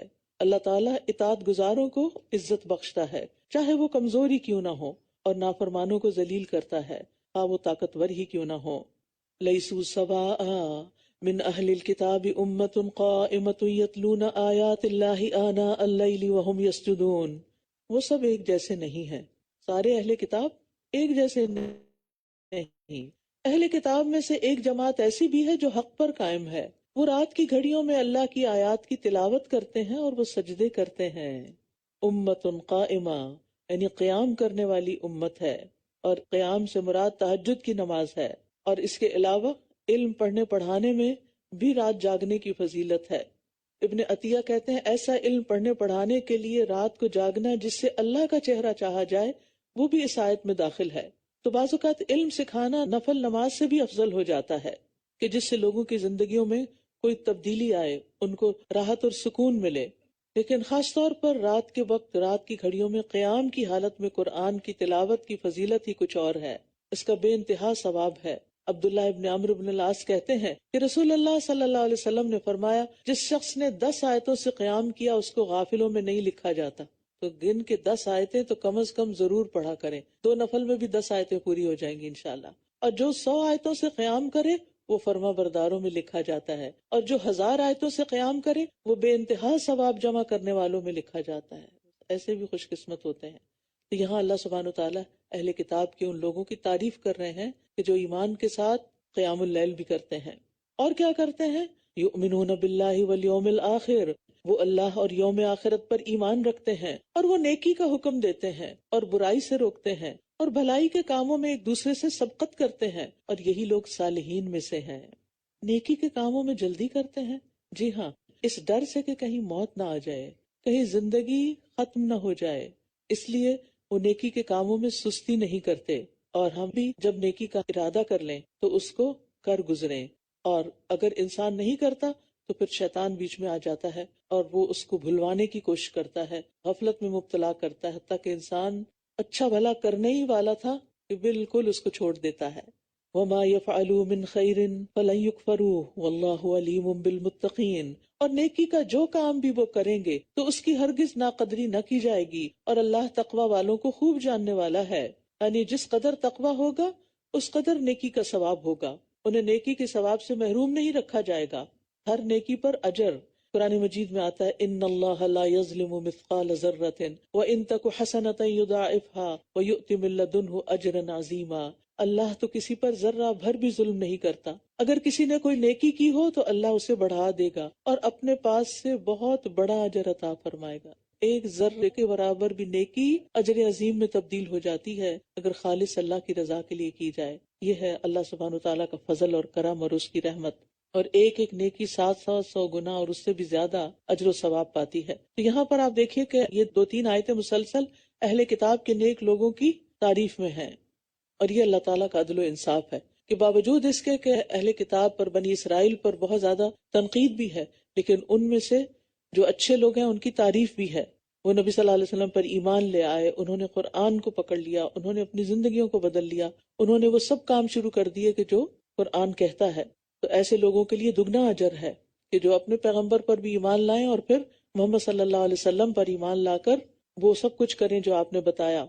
پھر فرمایا یقیناً وہ لوگ جنہوں نے کفر کیا، یعنی جو نہیں مانتے، پھر ان کا انجام کیا ہوگا؟ ان کے مال اور ان کی اولاد انہیں اللہ سے بچانے میں ہرگز کچھ بھی کام نہ آئیں گے، اور یہی لوگ آگ کے ساتھی ہیں، وہ اس میں ہمیشہ رہنے والے ہیں۔ عام طور پر مصیبت کے وقت کون کام آتا ہے؟ اولاد، مال، لیکن ان لوگوں کو نہ مال کام آئے گا نہ اولاد کام آئے گی، سب ساتھ چھوڑ جائیں گے۔ بس یہ دنیا کی زندگی کی چند دن کی رونقیں ہیں ان کے لیے، اس کے بعد ہمیشہ کے لیے جدائیاں۔ اس دنیا کی زندگی میں جو کچھ وہ خرچ کرتے ہیں، اس کی مثال اس ہوا کی طرح ہے جس میں سخت سردی ہو، جو ایسے لوگوں کی کھیتی کو جا پہنچے جنہوں نے اپنی جانوں پر ظلم کیا ہے، پھر اس کھیتی کو برباد کر کے رکھ دے، اور اللہ نے ان پر ظلم نہیں کیا لیکن وہ خود اپنی جانوں پر ظلم کرتے ہیں۔ تو عمل کوئی بھی کرے، اس کی قبولیت کے لیے یہاں کھیتی کی مثال دی گئی ہے، یعنی مومن اور متقی کے نیک اعمال کا انجام بتا کر کہ ان کی ادنا سے ادنا نیکی بھی ضائع نہیں ہوگی، اس کا پورا پورا بدلہ ملے گا۔ پھر اس کے بعد کفر کرنے والوں کی نیکیوں کی مثال کہ جو صدقہ اور خیرات اور رفاہی کاموں میں بہت کچھ خرچ کرتے ہیں لیکن اس کے ساتھ ساتھ ایمان نہیں، وہ دراصل اپنی جانوں پر ظلم ہی کر رہے ہیں، کیونکہ ایک وقت آئے گا کہ ان کی یہ ساری نیکیاں ختم ہو جائیں گی، کیونکہ ان کا یہ مال ان کے لیے باعث حسرت بن جائے گا، ان کے لیے فائدہ مند ثابت نہ ہوگی۔ یاد رکھیے، ایمان کے بغیر کوئی بھی نیک عمل کسی کا بھی قبول نہیں، اور اسی طرح اگر کوئی ایمان کا دعویٰ کرتا ہے لیکن اس کے اندر اخلاص نہیں، اللہ کے لیے نیکی نہیں کر رہا، اس کا بھی یہی انجام ہے۔ تو اس لیے ہمیں ڈرنا چاہیے۔ بعض اوقات ہم آیتوں کو اس طرح لیتے ہیں، یہ تو اہل کتاب کے بارے میں، یہ تو کفار کے بارے میں، یہ مشرکین کے بارے میں، اور ہم تو سچے پکے مومن، لیکن جب ہم کوئی نیکی کا کام کرنے لگتے ہیں تو اس میں اللہ کو خوش کرنے کی بجائے لوگوں سے تعریف چاہنے لگتے ہیں، لوگوں سے اکنالجمنٹ چاہتے ہیں، تو اس سے پرہیز کرنے کی ضرورت ہے۔ پھر فرمایا اے لوگو جو ایمان لائے ہو، اپنوں کے علاوہ دوسروں کو رازدار نہ بناؤ، وہ تمہاری خرابی میں کچھ کمی نہ کریں گے، وہ دل سے چاہتے ہیں کہ تم کسی مشکل میں پڑو، یقیناً ان کے منہوں سے بغض ظاہر ہو چکا ہے، اور جو ان کے سینے چھپاتے ہیں وہ تو زیادہ بڑا ہے۔ یقیناً ہم نے تمہارے لیے نشانیاں کھول کر بیان کر دی ہیں اگر تم عقل رکھتے ہو۔ مومن کا دلی تعلق صرف تقوی والوں سے ہونا چاہیے۔ نبی صلی اللہ علیہ وسلم نے فرمایا میرے یہ اہل بیت سمجھتے ہیں کہ وہ میرے سب سے زیادہ قریب ہیں، یعنی میرے رشتہ دار یہ سمجھتے ہیں، جبکہ میرے سب سے زیادہ قریب متقی لوگ ہیں، وہ جو بھی ہوں کہیں بھی ہوں، اور دوستی کا یہی معیار ہونا چاہیے، کیونکہ انسان وہی کچھ ہوتا ہے جو اس کی کمپنی ہوتی ہے۔ انسان کی اصلاح کے لیے، تربیت کے لیے، ایمان کی نشو و نما کے لیے، اعمال صالحہ میں دوڑ لگانے کے لیے، سبقت لے جانے کے لیے آپ کو ماحول چاہیے ہوتا ہے۔ انسان جیسے لوگوں میں اٹھتا بیٹھتا ہے، کسی نہ کسی طرح کچھ نہ کچھ ان کا رنگ ضرور اپناتا ہے۔ خربوزہ خربوزے سے رنگ پکڑتا ہے۔ انسان جس ماحول میں ہوتا ہے اسی ماحول میں ڈھل جاتا ہے۔ تو پہلی چیز صحبت صالح ہے، اس کی دعا بھی کرنی چاہیے، اس کے لیے کوشش بھی کرنی چاہیے، اور اس کے لیے راہیں بھی ہموار کرنی چاہیے کہ ہمیں ایسی کمپنی ملے کہ جو ہمیں پکڑ کے نیکی کی طرف لے جائے، جب ہم پھسلنے لگے تو ہمیں تھام لے، اور پھر اگر ایسا نہیں تو آپ خود ایسی مثال بن جائیں۔ یعنی بعض اوقات ہم چاہتے ہیں نا کہ کوئی ہماری انگلی پکڑ لے۔ اللہ نے آپ کو کتنی انگلیاں دی ہیں؟ 10۔ آپ یوں کریں 10 لوگوں کو اپنی انگلیاں پکڑا دیں، تو اس سے کیا ہوگا؟ آپ کے گرد ایسا سرکل بن جائے گا کہ جو آپ کو تھام لے گا۔ آپ دوسروں کے لیے سہارا بنے، آپ دوسروں کے لیے مددگار بنے، آپ دوسروں کے لیے مثال قائم کریں، وہ اس سے بڑھ کر آپ کے لیے سپورٹر بن جائیں گے۔ اس لیے امر بالمعروف اور نہی عن المنکر ضروری ہے، یدعون الی الخیر ضروری ہے، لوگوں کو خیر کی دعوت دیتے رہنا چاہیے، اور پھر آپ کے دوست ایسے ہی بن جائیں گے، کیونکہ ایسی دوستی نہ صرف یہ کہ دنیا میں فائدہ مند ہے بلکہ آخرت میں ایسے لوگ نور کے ممبروں پر ہوں گے، عرش الہی کے سائے تلے ہوں گے، انبیاء اور شہداء ان پہ رش کر رہے ہوں گے۔ یہ وہ لوگ ہوں گے جو صرف اللہ کی خاطر ایک دوسرے کے دوست بنے اور اللہ کی خاطر ایک دوسرے سے محبت رکھتے تھے۔ پھر فرمایا ہاں انتم اولائی تحبونہم ولا یحبونکم، ہاں تم وہی لوگ ہو جو ان سے محبت رکھتے ہو جبکہ وہ تم سے محبت نہیں رکھتے، اور تم سب کتابوں پر ایمان رکھتے ہو، اور جب وہ تم سے ملاقات کرتے ہیں تو کہتے ہیں ہم ایمان لائے، اور جب وہ اکیلے ہوتے ہیں تو تم پر غصے کی وجہ سے اپنی انگلیاں کاٹ کھاتے ہیں۔ کہہ دیجئے مر جاؤ اپنے غصے میں، یقیناً اللہ سینوں کے بھید خوب جاننے والا ہے۔ تو یہاں منافقین کا حال بتایا جا رہا ہے کہ وہ کسی کتاب پر بھی ایمان نہیں رکھتے، نہ تمہاری کتاب پر، نہ تورات اور انجیل پر، اور پھر بھی تم ان کے ظاہری اسلام کی وجہ سے ان سے خیر خواہی رکھتے ہو، ان سے دوستی کرتے ہو، لیکن وہ دلوں میں تم سے دشمنی رکھتے ہیں۔ اور اتنی دشمنی سخت قسم کی کہ جب اکیلے ہوتے ہیں تو غصے کی وجہ سے دانتوں سے انگلیوں کے پورے کاٹتے ہیں، غصے میں جیسے ناخن کاٹتے ہیں نا بعض لوگ. اور جب تم سے ملتے ہیں تو کہتے ہیں ہم بھی یہ مان لائے، اور جب اپنے لیڈرز کے پاس ہوتے ہیں تو تمہارا مذاق اڑاتے ہیں ان کے سامنے. ایسے لوگ بھی ہوتے ہیں کہ جو صرف اپنے مفادات کی خاطر آپ کے دوست بن جاتے ہیں. لہٰذا ایسے لوگوں سے ہوشیار رہنا چاہیے. جس شخص سے آپ کو نیکی کی خوشبو نہ آئے، جس شخص کے پاس بیٹھ کر آپ کا ایمان نہ بڑھے، سمجھو وہ آپ کے لیے نقصان دہ ہے، وہ آپ کے لیے مخلص ہی نہیں ہے. اگر تمہیں کوئی بھلائی پہنچے تو وہ انہیں بری لگتی ہے. سبحان اللہ، یہ ہوتے ہیں حاسد، یہ ہوتے ہیں منافق. اصل میں انسان کی جیسی سوچیں ہوتی ہیں نا، ویسا ہی اس کے ارد گرد دورہ ہوتا ہے. اس کا جو میگنیٹک فیلڈ ہے وہ ویسا ہی بن جاتا ہے. اور اگر آپ کے اندر نیکی ہے تو آپ اس نیکی والے کی طرف کھینچنا شروع ہو جائیں گے. لیکن اگر آپ کے اندر نیکی کی طلب نہیں ہے تو پھر آپ اس سے دور ہو جائیں گے، اور جس کے اندر شر ہے آپ جیسا اس کی طرف مائل ہو جائیں گے. تو اس لیے بہت ضروری ہے کہ سب سے پہلے اپنے اندر اخلاص لائیں، خود نیکی کی محبت لائیں، اور پھر آپ دیکھیں گے خود بخود آپ کھینچنا شروع ہو جائیں گے ان لوگوں کی طرف جو نیکی کی دعوت دیتے ہیں یا خود بھی نیک ہو. تو ایسے لوگ تمہاری خوشی میں خوش ہوتے ہیں، تمہارے غم میں غمگین ہوتے ہیں. وہ ایکٹنگ نہیں کرتے، وہ اوپر سے نہیں دکھاتے. اگر تمہیں کوئی بھلائی پہنچے تو وہ انہیں بری لگتی ہے، اور اگر تمہیں کوئی برائی پہنچے تو اس پر وہ خوش ہوتے ہیں. ایسی صورت میں اگر تم صبر کرو اور تقوی اختیار کرو تو ان کی چال تمہیں کچھ بھی نقصان نہ دے گی. یقیناً جو کچھ وہ کر رہے ہیں اللہ اس کو گھیرنے والا ہے. یعنی ان اللہ یحب المتقین، تو اللہ کی معیت بھی حاصل ہوتی ہے، اللہ کی محبت بھی حاصل ہوتی ہے.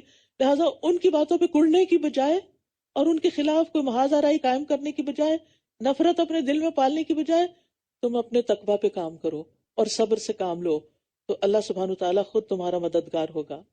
اور ایسے دوست سے پناہ بھی مانگی گئی ہے، اور اس کی دعا بھی ہمیں سکھائی گئی ہے کہ اللہم انی اعوذ بک من جار السوء ومن زوج تشیبنی قبل المشید ومن ولد یکون علی ربا ومن مال یکون علی عذابا ومن خلیل ماکر عینہ ترانی وقلبہ یرعانی. کہ اللہ مجھے ایسے چال باز دوست سے بچا کے رکھنا جس کی آنکھیں مجھے دیکھ رہی ہوں اور اس کا دل میری نگرانی کر رہا ہو. اگر کوئی نیکی کی بات مجھ میں دیکھے تو اس کو دبا دے، ہضم کر جائے، اور اگر کوئی برائی دیکھے تو اس کو پھیلا دے. یہ کرائیٹیریا دیا گیا ہے ایسے دوست کا جو منافق ہوتا ہے. تو ہمیں دوسروں کی نعمت پر حسد کرنے کی بجائے برکت کی دعا دینی چاہیے، اور اللہ کی مدد پانے کے لیے تقوی اور صبر شرط ہے. اور دشمن کے مکر و فریب سے بچنے کا بھی یہی ذریعہ ہے کہ اپنے اندر تقوی پیدا کریں. اب یہاں سے جنگ احد کے کچھ حالات اور ان پر تبصرہ آ رہا ہے. وَإِذْ غَدَوْتَ مِنْ أَهْلِكَ تُبَوِّئُ الْمُؤْمِنِينَ مَقَاعِدَ لِلْقِتَالِ وَاللَّهُ سَمِيعٌ عَلِيمٌ. اور اے نبی وہ وقت بھی یاد کریں جب آپ صبح سویرے اپنے گھر والوں سے یعنی احد کی طرف نکلے تھے. آپ جنگ کے لیے مومنوں کو مورچوں پر متعین کر رہے تھے، اور اللہ خوب سننے والا خوب جاننے والا ہے. غزوہ بدر میں مشرکین کو ذلت آمیز شکست ہوئی، ان کے 70 آدمی قتل ہوئے، 70 قید ہوئے. اب ان کے اندر جوش انتقام بھر گیا، اور انہوں نے مدینہ پر حملہ آور ہونے کا منصوبہ بنایا، اور ہر طرف سے مختلف قبائل سے 3000 کا مسلح لشکر لے کر جبل احد کے قریب آ کے ٹھہر گئے. نبی صلی اللہ علیہ وسلم نے صحابہ سے مشورہ کیا، بعض نے مدینہ میں رہ کے لڑنے کا مشورہ دیا، بعض پرجوش نوجوانوں نے جنہوں نے بدر میں حصہ نہیں لیا تھا، شریک نہیں ہو سکے تھے کیونکہ وہ مینڈیٹری نہیں تھا، تو وہ میدان میں نکل کر لڑنے کے لیے اصرار کر رہے تھے. تو آپ نے ان کی رائے کے مطابق 1000 کی جمعیت لی اور دشمنوں کے مقابلے کے لیے نکلے. مقام شوط پر عبداللہ بن ابی نے مسلمانوں کو دھوکہ دیا، اپنے 300 ساتھیوں کے ساتھ واپس آ گیا. اس سے بعد مسلمانوں کے حوصلے بھی پست ہو گئے، لیکن اللہ تعالیٰ نے ان کو ثابت قدمی دی. اب 3000 کے مقابلے میں صرف 700 لوگ، دشمن 3 گنا زیادہ. اب نبی صلی اللہ علیہ وسلم نے جبل احد کے پاس اپنے لوگوں کو متعین کیا. عبداللہ بن جبیر کی سرکردگی میں 50 تیر اندازوں کا دستہ متعین کیا، اور فرمایا کہ اگر تم دیکھو کہ پرندے ہمارے جسموں کو نوچ رہے پھر بھی اس جگہ کو نہ چھوڑنا یہاں تک کہ میں تمہیں پیغام بھیجوں، اور اگر تم دیکھو کہ ہم نے کفار کو شکست دے دی اور انہیں پامال کر دیا پھر بھی اس جگہ کو نہیں چھوڑنا یہاں تک کہ میں پیغام بھیجوں. مگر ان میں سے اکثر لوگ کفار کو پسپا ہوتے ہوئے دیکھ کر نیچے اتر آئے اور اس گھاٹی کو چھوڑ دیا، جس سے مشرکین کو پیچھے سے حملہ آور ہونے کا موقع مل گیا. اس اچانک حملے سے مسلمانوں کے پاؤں اکھڑ گئے رسول اللہ صلی اللہ علیہ وسلم اور چند صحابہ آپ کے ساتھ ثابت قدم رہے. اس موقع پر آپ کا دانت مبارک بھی شہید ہوا، سر اور پیشانی مبارک بھی زخمی ہوئی. آخرکار صحابہ آپ کے گرد دوبارہ جمع ہوئے، جس سے میدان جنگ کا نقشہ بدل گیا اور دشمن کو ناکام ہو کر لوٹنا پڑا. یہ شوال 3 ہجری کا واقعہ ہے. اب آئندہ کی آیات میں اسی کی طرف اشارہ کیا جائے گا اور اس سے کچھ تربیت کی جائے گی. تو یہاں پر آپ دیکھیے کہ نبی صلی اللہ علیہ وسلم نے صحابہ کو باقاعدہ خود ترتیب دی کہ کیسے جنگ کرنی ہے. جب تم میں سے 2 گروہوں نے ہمت ہار دینے کا ارادہ کر لیا تھا، حالانکہ اللہ ان دونوں کا مددگار تھا اور مومنوں کو اللہ ہی پر توکل کرنا چاہیے. 2 جماعتوں سے مراد انصار کے 2 قبیلے بنو سلمہ اور بنو حارثہ ہیں. تم نے ہمت کیوں ہاری جبکہ یقینی طور پر اللہ بدر کی جنگ میں تمہاری مدد کر چکا تھا، حالانکہ تم اس وقت کمزور تھے. بس اللہ کا تقوی اختیار کرو تاکہ تم شکر ادا کر سکو. جب آپ مومنوں سے کہہ رہے تھے کیا تمہیں یہ خوشخبری کافی نہیں کہ تمہارا رب 3000 اتارے ہوئے فرشتوں سے تمہاری مدد کرے. حدیث میں آتا ہے کہ جبریل علیہ السلام بھی آئے تھے اور پھر اپنے گھوڑے کا سر پکڑے اور ہتھیار لگائے ہوئے تھے، اور یہ بدر کی بات ہو رہی ہے. بلا ان تصبروا وتتقوا ويأتوكم من فورهم هذا يمددكم ربكم ب5 آلاف من الملائکۃ مسومین. کیوں نہیں، بلکہ اگر تم صبر کرو گے اور تقوی اختیار کرو گے اور وہ دشمن تمہارے پاس اپنے پورے جوش سے آ جائے تو تمہارا رب 5000 نشان لگائے ہوئے فرشتوں سے تمہاری مدد کرے گا. تو اس سے کیا پتہ چلتا ہے؟ اللہ کی مدد صبر اور تقوی سے آتی ہے، اور اللہ نے اس کو تمہارے لیے خوشخبری بنا دیا، اور تاکہ تمہارے دل اس سے مطمئن ہو جائیں. اور مدد تو بس اللہ ہی کی طرف سے ہے جو بہت زبردست، بہت حکمت والا ہے. اللہ سبحانہ و تعالی فرشتوں کے بغیر بھی مدد کرنے پر قادر ہے، لیکن یہ صرف کس لیے فرشتوں کی بات کی کہ تمہارے دل مطمئن ہو جائے، کیونکہ انسان عدد اور تعداد سے بڑا متاثر ہو جاتا ہے. اور یہ مدد اس لیے بھی آئی تاکہ وہ کافروں کے گروہ کا ایک حصہ کاٹ کر رکھ دے یا وہ انہیں ذلیل و پسپا کر دے، پھر وہ نامراد ہو کر لوٹ جائیں. آپ کو اس معاملے میں کچھ بھی اختیار نہیں، چاہے وہ یعنی اللہ ان پر مہربان ہو جائے یا وہ انہیں عذاب دے، کیونکہ بلا شبہ وہ ظالم ہے. تو اس آیت میں نبی صلی اللہ علیہ وسلم سے خطاب ہے کہ بندے کو اختیار نہیں، ہر قسم کے اختیارات اللہ تعالیٰ کے ہاتھ میں ہیں، حتیٰ کہ نبی کے ہاتھ میں بھی نہیں ہے. اب اس کا شان نزول یہ بتایا جاتا ہے کہ ایک موقع پر 70 کے قریب صحابہ جو شہید ہو گئے تھے، جن کو دھوکے سے قتل کر دیا گیا. بئر مؤونہ کا واقعہ تاریخ میں مشہور ہے. تو آپ نے قاتلوں کے لیے بد دعائیں کی تھیں، تو اس پر آپ کو روک دیا گیا تھا، کیونکہ بعد میں یہ لوگ مسلمان بھی ہوئے تھے. وَلِلَّهِ مَا فِي السَّمَاوَاتِ وَمَا فِي الْأَرْضِ، اور اللہ ہی کے لیے ہے جو کچھ آسمانوں میں ہے اور جو کچھ زمین میں ہے. سب کا مالک وہ ہے، ہر چیز اسی کی ہے، ہمارا کچھ نہیں ہے. ہمارے پاس بس امانتیں ہیں جن کو صحیح طور پر لوٹانا ہے، اور وہ جسے چاہتا ہے بخش دیتا ہے اور جسے چاہتا ہے عذاب دیتا ہے، اور اللہ بہت بخشنے والا، نہایت رحم کرنے والا ہے. لہٰذا کسی کے بارے میں یہ نہیں کہنا چاہیے اللہ اس کو نہیں بخشے گا. کیوں؟ مالک بھی وہ ہے اور بخشے گا بھی وہی. ایک موقع پر ایک شخص نے ایسی ہی بات کہی تو آپ نے فرمایا اس ذات کی قسم جس کے ہاتھ میں میری جان ہے، اس نے ایسی بات کہہ دی جس نے اس کی دنیا اور اس کی آخرت تباہ کر کے رکھ دی، کہ اللہ فلاں کو نہیں بخشے گا. کبھی کسی کے بارے میں ایسا بولنا بولے. اے لوگو جو ایمان لائے ہو، تم کئی گنا بڑھا چڑھا کر سود مت کھاؤ اور اللہ سے ڈرو تاکہ تم فلاح پا جاؤ. اب غزوہ احد کی آیات اور اس میں سود کا ذکر، وہ اس لیے کہ سود کھانے سے انسان کے اندر وہ ہمت اور بہادری نہیں رہتی، کیونکہ سود ایک حرام چیز ہے، اور جب حرام اندر جائے گا تو انسان کے اندر جرت کہاں آئے گی اور اللہ کے راستے میں نکلنے کی خواہش کہاں سے آئے گی. تو پتہ یہ چلتا ہے کہ حرام مال کھانے سے نیکی کرنے کی توفیق کم ہو جاتی ہے یا ختم ہو جاتی ہے. اور پھر یہاں سود کی بات کر کے کس بات کی اصلاح کی جا رہی ہے؟ اصل میں جنگ احد میں جن لوگوں کو کہا گیا تھا کہ اپنی جگہ نہیں چھوڑنی، جب انہوں نے دیکھا کہ دشمن چلے گئے ہیں اور مسلمان اور مال غنیمت اکٹھا کر رہے ہیں تو وہ اپنی جگہ چھوڑ کر آگے تاکہ ہم بھی کچھ مال اکٹھا کر سکیں. تو یہ سبب بنا تھا پھر شکست کا. وَاتَّقُوا النَّارَ الَّتِي أُعِدَّتْ لِلْكَافِرِينَ، اور ڈرو اس آگ سے جو کافروں کے لیے تیار کی گئی ہے. وَأَطِيعُوا اللَّهَ وَالرَّسُولَ لَعَلَّكُمْ تُرْحَمُونَ، اور اللہ اور رسول کی اطاعت کرو تاکہ تم پر رحم کیا جائے. اور کیا کرو؟ وَسَارِعُوا إِلَىٰ مَغْفِرَةٍ مِّن رَّبِّكُمْ وَجَنَّةٍ عَرْضُهَا السَّمَاوَاتُ وَالْأَرْضُ أُعِدَّتْ لِلْمُتَّقِينَ، اور جلدی کرو اپنے رب کی بخشش کی طرف اور اس جنت کی طرف جس کی چوڑائی آسمانوں اور زمین کے برابر ہے، جو متقی لوگوں کے لیے تیار کی گئی ہے۔ یہاں ایمان والوں کو نیک کاموں میں جلدی کرنے کا حکم دیا جا رہا ہے۔ نبی صلی اللہ علیہ وسلم نے فرمایا، نیک کام انجام دینے میں جلدی کر لو، ایسے فتنوں کے آنے سے پہلے پہلے جو اندھیری رات کے مختلف ٹکڑوں کی طرح یکے بعد دیگرے رونما ہوں گے۔ صبح کو آدمی مومن ہوگا اور شام کو کافر ہوگا، شام کو مومن ہوگا اور صبح کو کافر۔ وہ اپنے دین کو دنیا کے معمولی سامان کے عوض بیچ دے گا۔ تو اصل دوڑنے کی جگہ کہاں ہے؟ آخرت کی طرف جانا۔ دنیا دوڑنے کی جگہ اور آخرت دوڑ کا انجام ہے۔ دنیا میں انسان جس چیز کی طرف دوڑے گا، آخرت میں وہی چیز اس کو ملے گی۔ اور جنت کی وسعت کی طرف بھی یہاں اشارہ کیا گیا ہے کہ وہ زمین و آسمان برابر ہے۔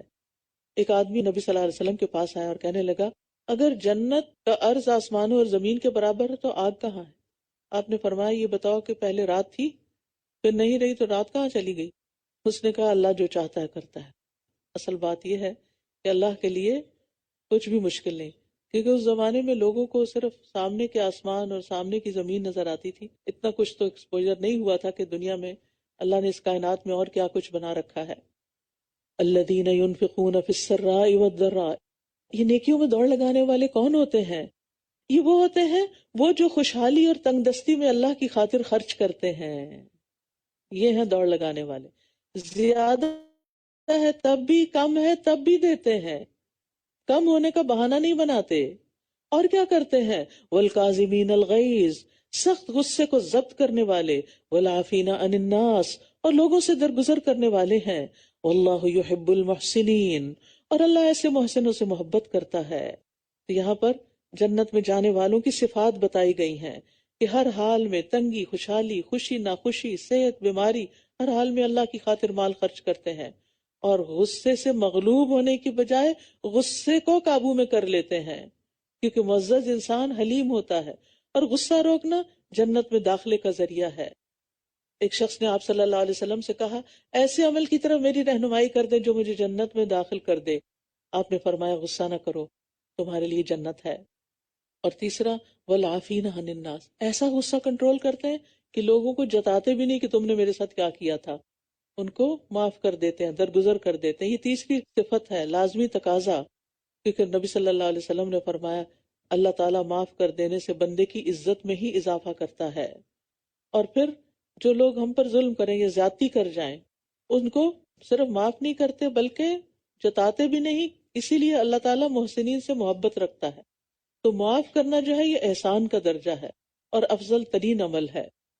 نبی صلی اللہ علیہ وسلم نے ایک دفعہ بہترین اعمال کے بارے میں بتاتے ہوئے فرمایا، اے عقبہ، جو تجھے کاٹے تو اسے ملا دے، اور جو تجھے محروم رکھے اس کو دے، اور جو تجھ پہ ظلم کرے تو اس سے منہ پھیر لے۔ یہ نہیں کہ جو تجھے محروم رکھے اس سے منہ پھیر لے، جو تجھے محروم رکھے اس کو دے، تو اس کو دینے والا بن، اور جو تجھ پہ ظلم کرے تو اس سے منہ پھیر لے، درگزر کر۔ اور کیا خوبیاں ہیں جنت میں جانے والوں کی۔ اور یہ لوگ جب کوئی فحش کام کر بیٹھتے ہیں یا اپنے نفسوں پر ظلم کر لیتے ہیں تو فوراً اللہ کو یاد کرتے ہیں، پھر اپنے گناہوں کی معافی مانگتے ہیں، اور اللہ کے سوا کون ہے جو گناہوں کو بخش دے، اور وہ اپنے کیے پر جانتے بوجھتے اصرار نہیں کرتے۔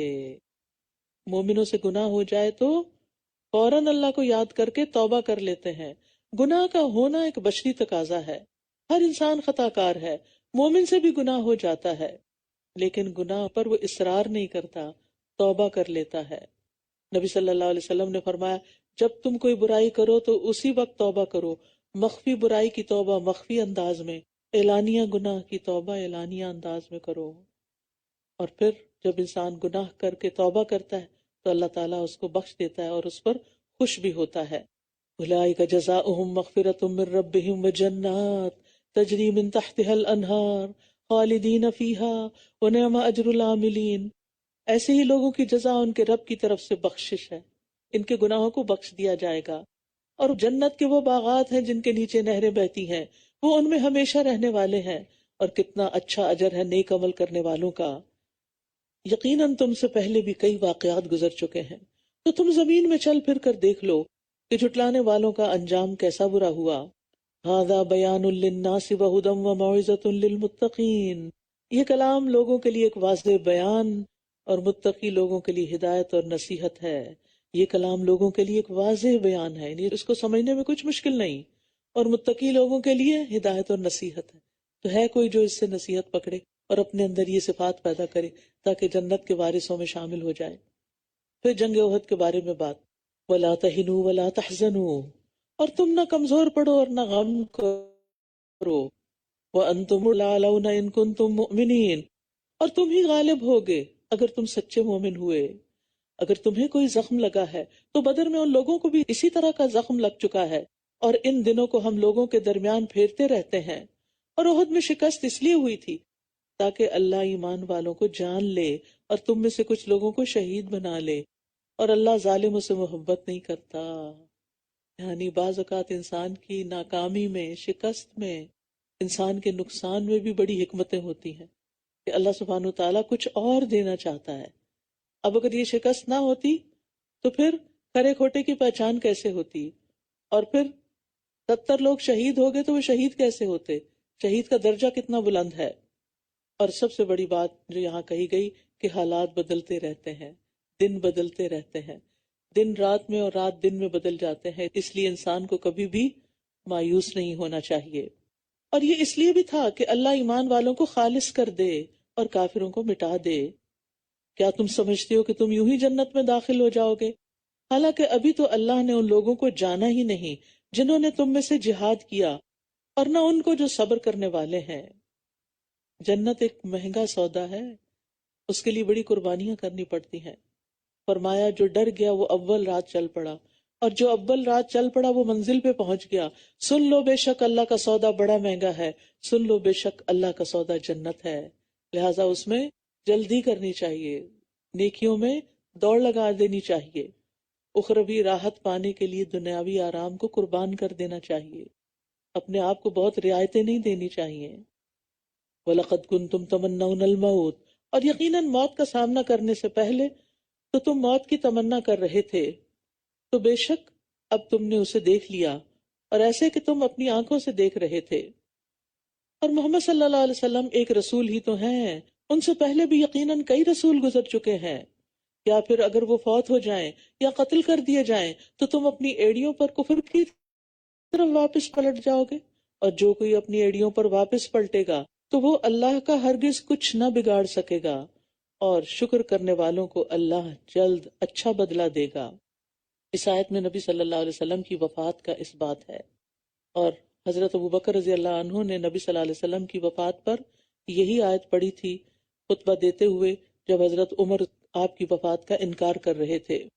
تو کل من علیہا فان ویبقى وجہ ربک ذو الجلال والاکرام، سب کو فنا ہے، صرف اللہ کی ذات اس سے بچی ہوئی، حی قیوم ہے، اس کو موت نہیں آئے گی، وہ ہمیشہ سے زندہ، ہمیشہ زندہ رہے گا، اس کو فنا نہیں ہے۔ اور کوئی شخص اللہ کے حکم کے بغیر مر نہیں سکتا، موت کا مقرر وقت لکھا ہوا ہے، اور جو کوئی دنیا میں اپنے عمل کا بدلہ چاہتا ہے تو ہم اسے اس میں سے کچھ دے دیتے ہیں، اور جو کوئی آخرت میں اپنی کوششوں کا بدلہ چاہتا ہے تو ہم اسے اس میں سے دے دیں گے، اور ہم شکر کرنے والوں کو جلد اچھا بدلہ دیں گے۔ پھر بات آ گئی نیت پر کہ ارادہ کیا ہے، دنیا کے لیے کر رہے ہیں یا آخرت کے لیے؟ اور کتنے ہی نبی ایسے گزرے ہیں جن کے ساتھ مل کر بہت سے اللہ والوں نے جنگ کی، تو اللہ کی راہ میں انہیں جو کچھ بھی پیش آیا اس پر نہ تو انہوں نے ہمت ہاری، نہ وہ کمزور پڑے، اور نہ ہی وہ دبے، اور اللہ صبر کرنے والوں سے محبت کرتا ہے۔ بار بار صبر کی بات آ رہی ہے، کامیابی کی کنجی ہے صبر، اور ان کی بات اس کے سوا کچھ نہ تھی، یعنی ربیون کی، کہ انہوں نے کہا اے ہمارے رب، ربنا اغفر لنا ذنوبنا واسرافنا فی امرنا وثبت اقدامنا وانصرنا علی القوم الکافرین، اے ہمارے رب ہمارے گناہوں کو اور ہمارے کام میں ہونے والی ہماری زیادتیوں کو بھی بخش دے، اور ہمارے قدموں کو جما دے، اور کافر قوم کے مقابلے میں ہماری مدد فرما۔ تو انہوں نے کثرت تعداد کی بجائے اللہ کی مدد پر بھروسہ کیا، وہ اپنی ثابت قدمی کو اللہ کی طرف منسوب کرتے تھے، ان کا یقین تھا کہ مدد اللہ کی طرف سے آتی ہے۔ اللہ سبحانہ وتعالیٰ بخشش مانگنے والوں کو بخش دیتا ہے۔ وَآتَاهُمُ اللَّهُ ثَوَابَ الدُّنْيَا وَحُسْنَ ثَوَابِ الْآخِرَةِ وَاللَّهُ يُحِبُّ الْمُحْسِنِينَ، تو اللہ نے ان کو دنیا میں اچھا بدلہ عطا کیا اور آخرت کا اچھا بدلہ بھی، اور اللہ احسان کرنے والوں سے محبت کرتا ہے۔ جو شخص آخرت کو منزل بناتا ہے دنیا اس کے راستے میں آ جاتی ہے، وہ آخرت کی بھلائی چاہتا ہے، اللہ تعالیٰ اس کو دنیا میں بھی حسنہ عطا کر دیتا ہے۔ یا ایھا الذین آمنو، اے لوگ جو ایمان لائے ہو، اگر تم ان لوگوں کی اطاعت کرو گے جنہوں نے کفر کیا تو وہ تمہیں تمہاری ایڑیوں کے بل کفر کی طرف پھیر دیں گے، پھر تم خسارے میں جا پڑو گے۔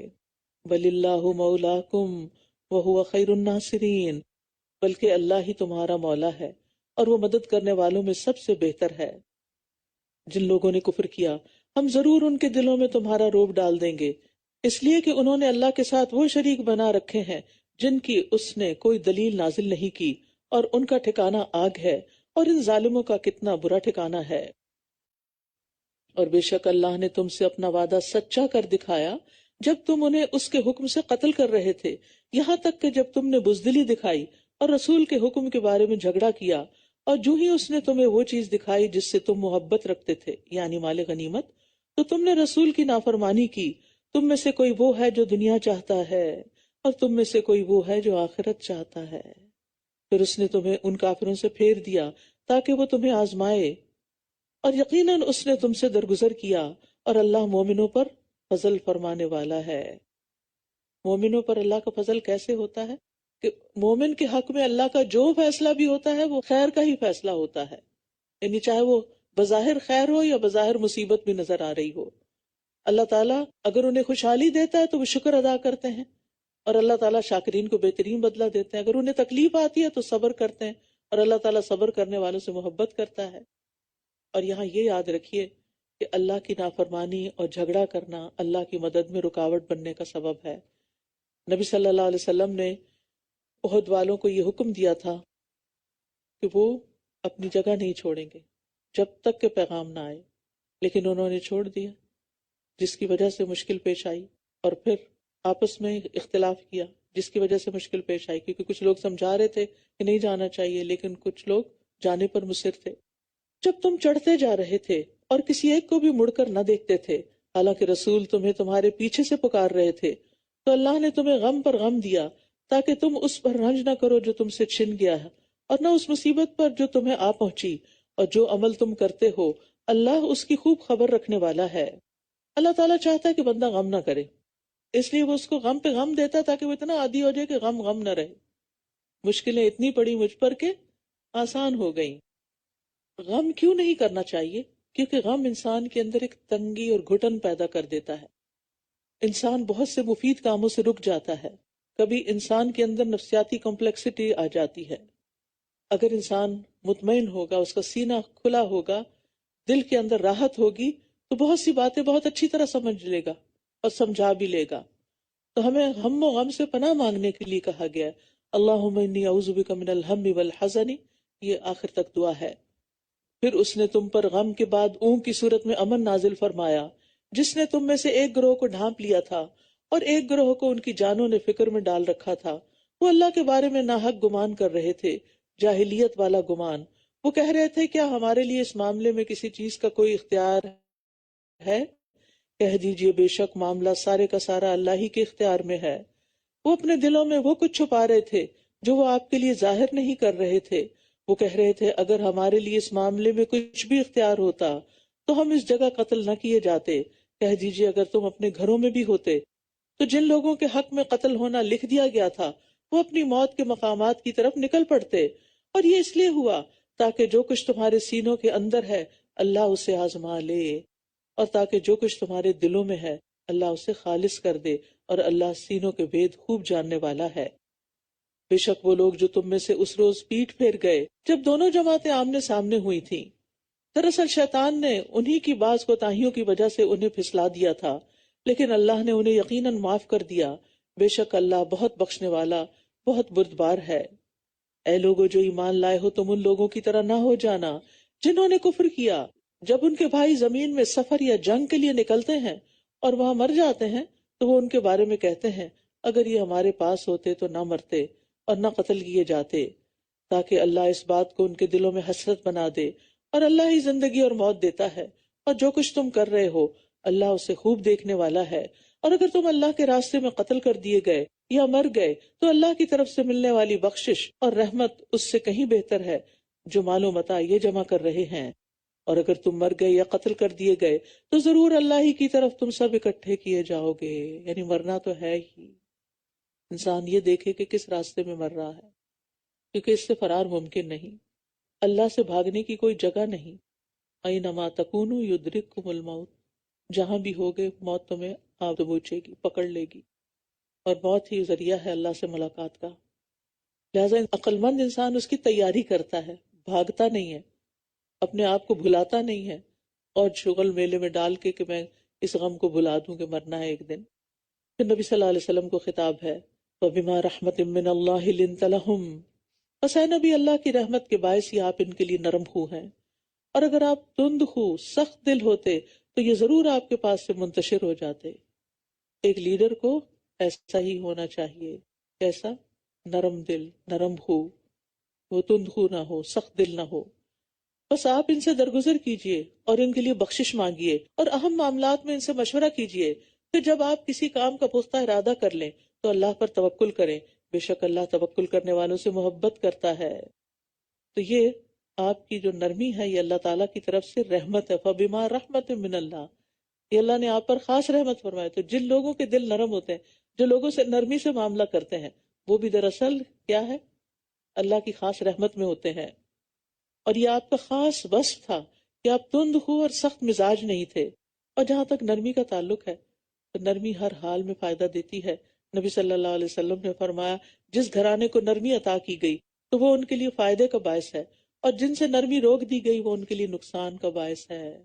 جس گھر میں نرمی نہیں ہوتی وہاں کوئی آپس کی محبت نہیں ہوتی، ان کا خاندانی نظام بہت کمزور ہوتا ہے.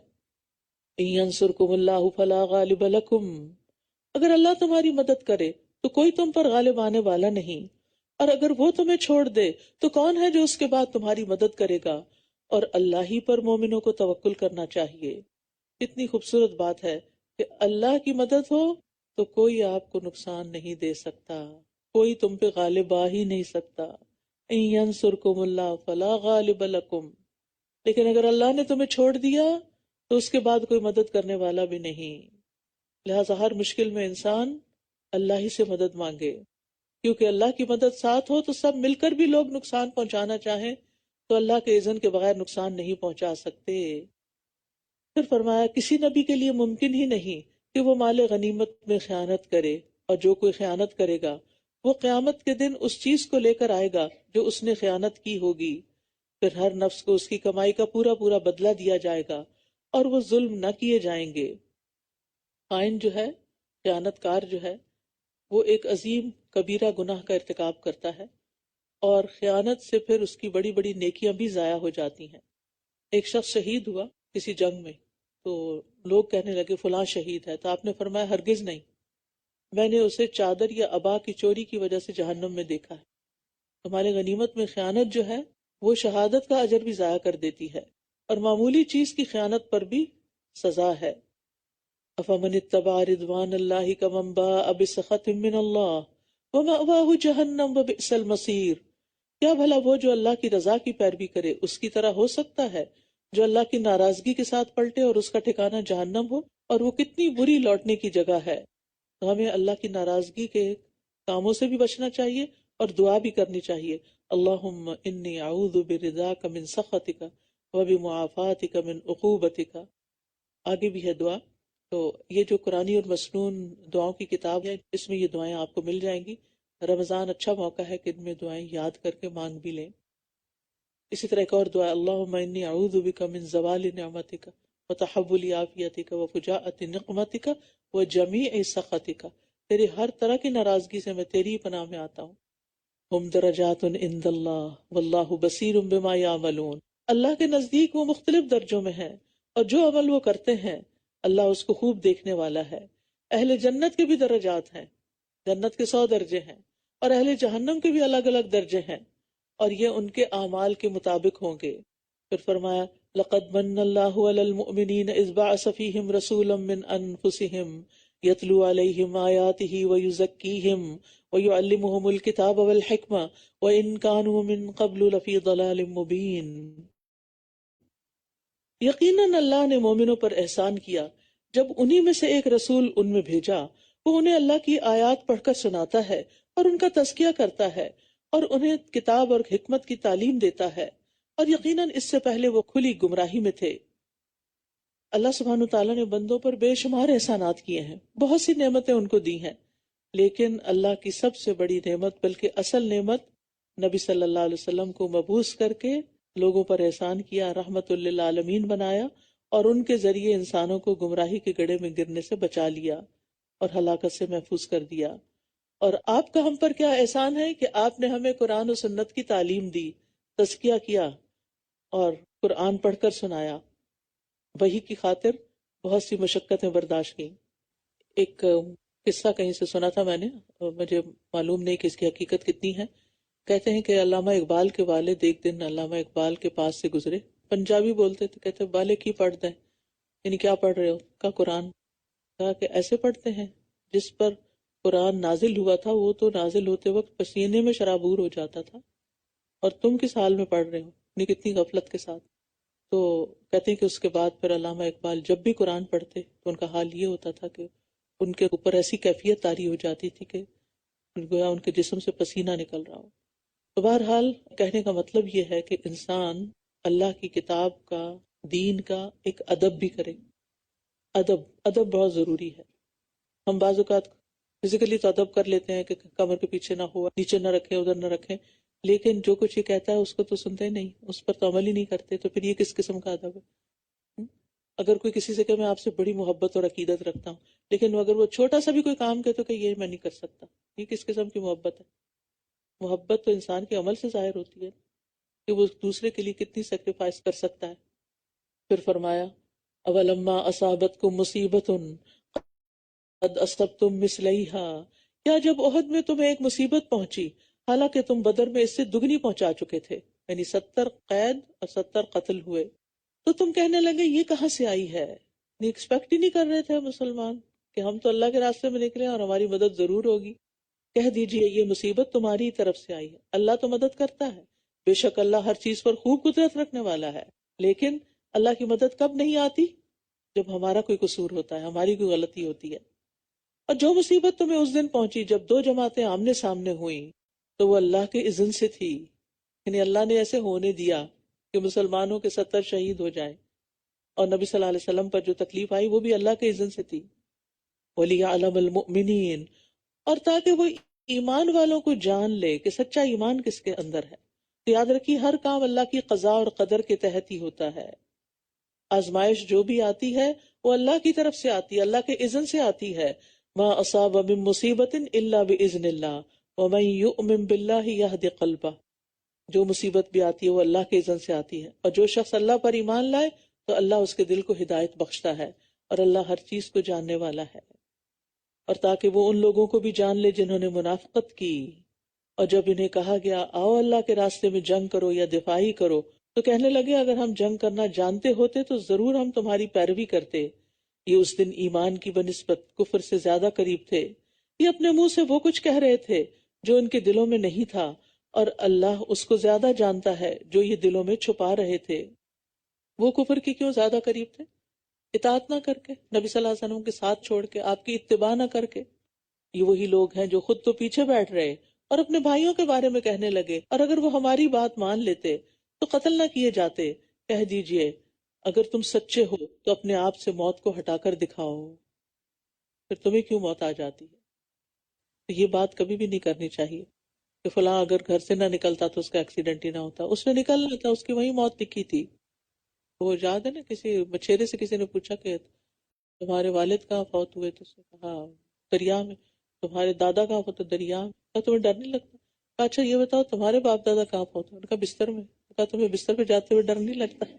تو بات یہ ہے کہ موت کا وقت اور جگہ لکھی ہوئی ہے، انسان وہاں پہنچ جاتا ہے، بس اچھے خاتمے کی دعا کرتے رہنا چاہیے۔ وَلَا تَحْسَبَنَّ الَّذِينَ قُتِلُوا فِي سَبِيلِ اللَّهِ أَمْوَاتًا بَلْ أَحْيَاءٌ عِندَ رَبِّهِمْ يُرْزَقُونَ، اور جو لوگ اللہ کی راہ میں مارے جائیں آپ انہیں ہرگز مردہ خیال نہ کریں، بلکہ وہ زندہ ہیں، اپنے رب کے پاس رزق دیے جا رہے ہیں۔ رسول اللہ صلی اللہ علیہ وسلم نے فرمایا جب تمہارے بھائی احد میں شہید کر دیے گئے تو اللہ نے ان کی روحوں کو سبز رنگ کے پرندوں میں کر دیا، جو جنت کی نہروں پہ آتے ہیں، وہاں کے پھل کھاتے ہیں، پھر سونے کی ان قندیلوں میں لوٹ جاتے ہیں جو عرش کے سائے میں لٹک رہی ہیں۔ جب انہوں نے وہاں کے کھانے پینے اور آرام اور راحت کے مزے دیکھے تو کہا، کون ہے جو ہمارا یہ پیغام ہمارے بھائیوں تک پہنچا دے کہ ہم جنت میں زندہ ہیں، ہمیں رزق دیا جاتا ہے تاکہ وہ جہاد سے بے رغبت نہ ہو جائیں اور لڑائی میں بزدلی نہ دکھائیں۔ تو اللہ سبحانہ وتعالیٰ نے فرمایا، میں تمہارا پیغام ان تک پہنچاتا ہوں۔ اور پھر اللہ تعالیٰ نے آخر تک یہ آیت نازل فرمائی، فرحین بما آتاہم اللہ من فضلہ، اللہ نے اپنے فضل سے انہیں جو کچھ عطا کیا ہے وہ اس پر خوش ہیں، اور ان اہل ایمان کے بارے میں بھی وہ خوش ہوتے ہیں، اور جو ان کے پیچھے ہیں ابھی تک شہید ہو کر ان سے نہیں ملے، ان پر بھی نہ کوئی خوف ہوگا اور نہ وہ غمگین ہوں گے۔ وہ اللہ کی نعمت اور فضل پر خوش ہوتے ہیں، اور اس پر بھی کہ یقیناً اللہ مومنوں کا اجر ضائع نہیں کرتا۔ وہ مومن جنہوں نے احد میں زخم لگنے کے باوجود اللہ اور رسول کے حکم پر لبیک کہا، ان میں سے جنہوں نے نیکی اور تقوی کی روش اختیار کی، ان کے لیے بہت بڑا اجر ہے۔ وہ لوگ کہ جن سے منافق لوگوں نے کہا کہ لوگ تمہارے خلاف جمع ہو گئے ہیں تو ڈرو ان سے، تو اس بات نے انہیں ایمان میں اور بڑھا دیا، اور وہ کہنے لگے ہمیں اللہ ہی کافی ہے اور وہ بہترین کارساز ہے۔ تو اس آیت سے پتہ چلتا ہے کہ ایمان گھٹتا بڑھتا ہے۔ ظاہر ہے پہلے کم تھا تو بعد میں زیادہ ہوا، تو ایمان کمزور بھی ہوتا ہے اور کم بھی ہوتا ہے اور پرانا بھی ہوتا ہے۔ اس لیے انسان کو ایمان کی مضبوطی کی دعا کرتے رہنا چاہیے، اور ایسے ایمان کی دعا کہ جس میں ارتداد نہ ہو۔ اللہم انی اسألک ایمان لا یرتد ونعیم لا ینفد ومرافقت محمد فی اعلی جنت الخلد صلی اللہ علیہ وسلم۔ پس وہ اللہ کی نعمت اور فضل کے ساتھ لوٹے، انہیں کوئی تکلیف نہ پہنچی، اور انہوں نے اللہ کی رضا کی پیروی کی، اور اللہ بہت بڑے فضل والا ہے۔ یعنی جب انہوں نے اللہ پر توکل کیا تو ان کو 4 چیزیں ملی۔ نمبر 1 نعمت، نمبر 2 فضل، نمبر 3 تکلیفیں دور ہوئی، نمبر 4 اللہ کی رضا کی پیروی۔ اللہ نے انہیں اپنی ذات سے راضی کر دیا اور خود بھی ان سے راضی ہو گیا۔ انما ذالکم الشیطان یخوف اولیاءہ، یہ تو شیطان ہی ہے جو تمہیں اپنے دوستوں سے ڈراتا ہے، تو تم ان سے نہ ڈرو اور مجھ ہی سے ڈرتے رہو اگر تم مومن ہو۔ تو شیطان کے ڈرانے سے ڈرنے والا دراصل شیطان کا دوست ہوتا ہے۔ رحمان کے دوست جب اللہ کی رضا کے لیے ثابت قدم رہتے ہیں تو اللہ شیطان کے دوستوں کے بالمقابل اپنی مدد کا وعدہ پورا کرتے ہیں، لیکن جو شیطان سے دوستی کرتے ہیں شیطان اپنا وعدہ پورا نہیں کرتا اور ان کے دل کے اندر خوف پیدا کر دیتا ہے۔ تو ہمیں مخلوق کی بجائے صرف اللہ سے ڈرنا چاہیے۔ اللہ سے ڈرنے والا وہ نہیں جو رو کے اپنی آنکھیں پوچھ لے، بلکہ اللہ سے ڈرنے والا وہ ہوتا ہے جو ہر اس چیز کو چھوڑ دے جس پر عذاب ہوگا۔ تو اللہ کا خوف مطلوب ہے ہم سب سے، مخلوق کی بجائے صرف اللہ سے ڈرنا چاہیے۔ وَإِيَّايَ فَارْهَبُونَ، اور لوگوں کا خوف اپنے دلوں سے نکال دینا چاہیے۔ فَلَا تَخْشَوُا النَّاسَ وَاخْشَوْنِ، تو تم لوگوں سے مت ڈرو اور مجھ سے ڈرو، یعنی اللہ سے ڈرو۔ اور جو لوگ کفر میں بھاگ دوڑ کر رہے ہیں وہ آپ کو غمگین نہ کریں، بے شک وہ اللہ کو ہرگز کچھ بھی نقصان نہیں دے سکتے۔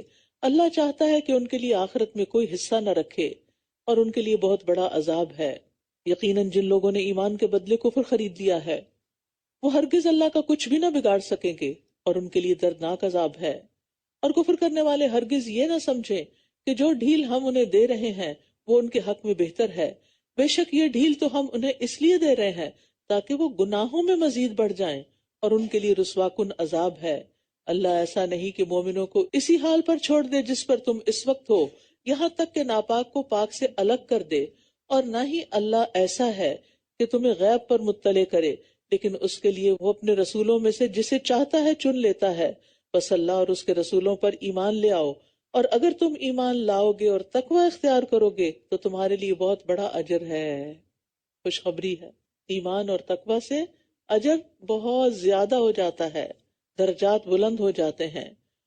اور وہ لوگ جو اس مال میں بخل سے کام لیتے ہیں جو اللہ نے اپنے فضل سے انہیں عطا فرمایا ہے، وہ ہرگز یہ نہ سمجھے کہ یہ بخل کرنا ان کے لیے بہتر ہے، بلکہ یہ ان کے حق میں بہت برا ہے۔ قیامت کے دن وہ ضرور اسی چیز کا طوق پہنائے جائیں گے جس میں انہوں نے بخل سے کام لیا، اور آسمانوں اور زمین کی میراث اللہ ہی کے لیے ہے، اور جو کچھ تم کرتے ہو اللہ اس سے خوب باخبر ہے۔ یہاں بخل کی بات کی جا رہی ہے۔ بخل سے مراد ان حقوق کو ادا نہ کرنا ہے جو انسان پر واجب ہوں۔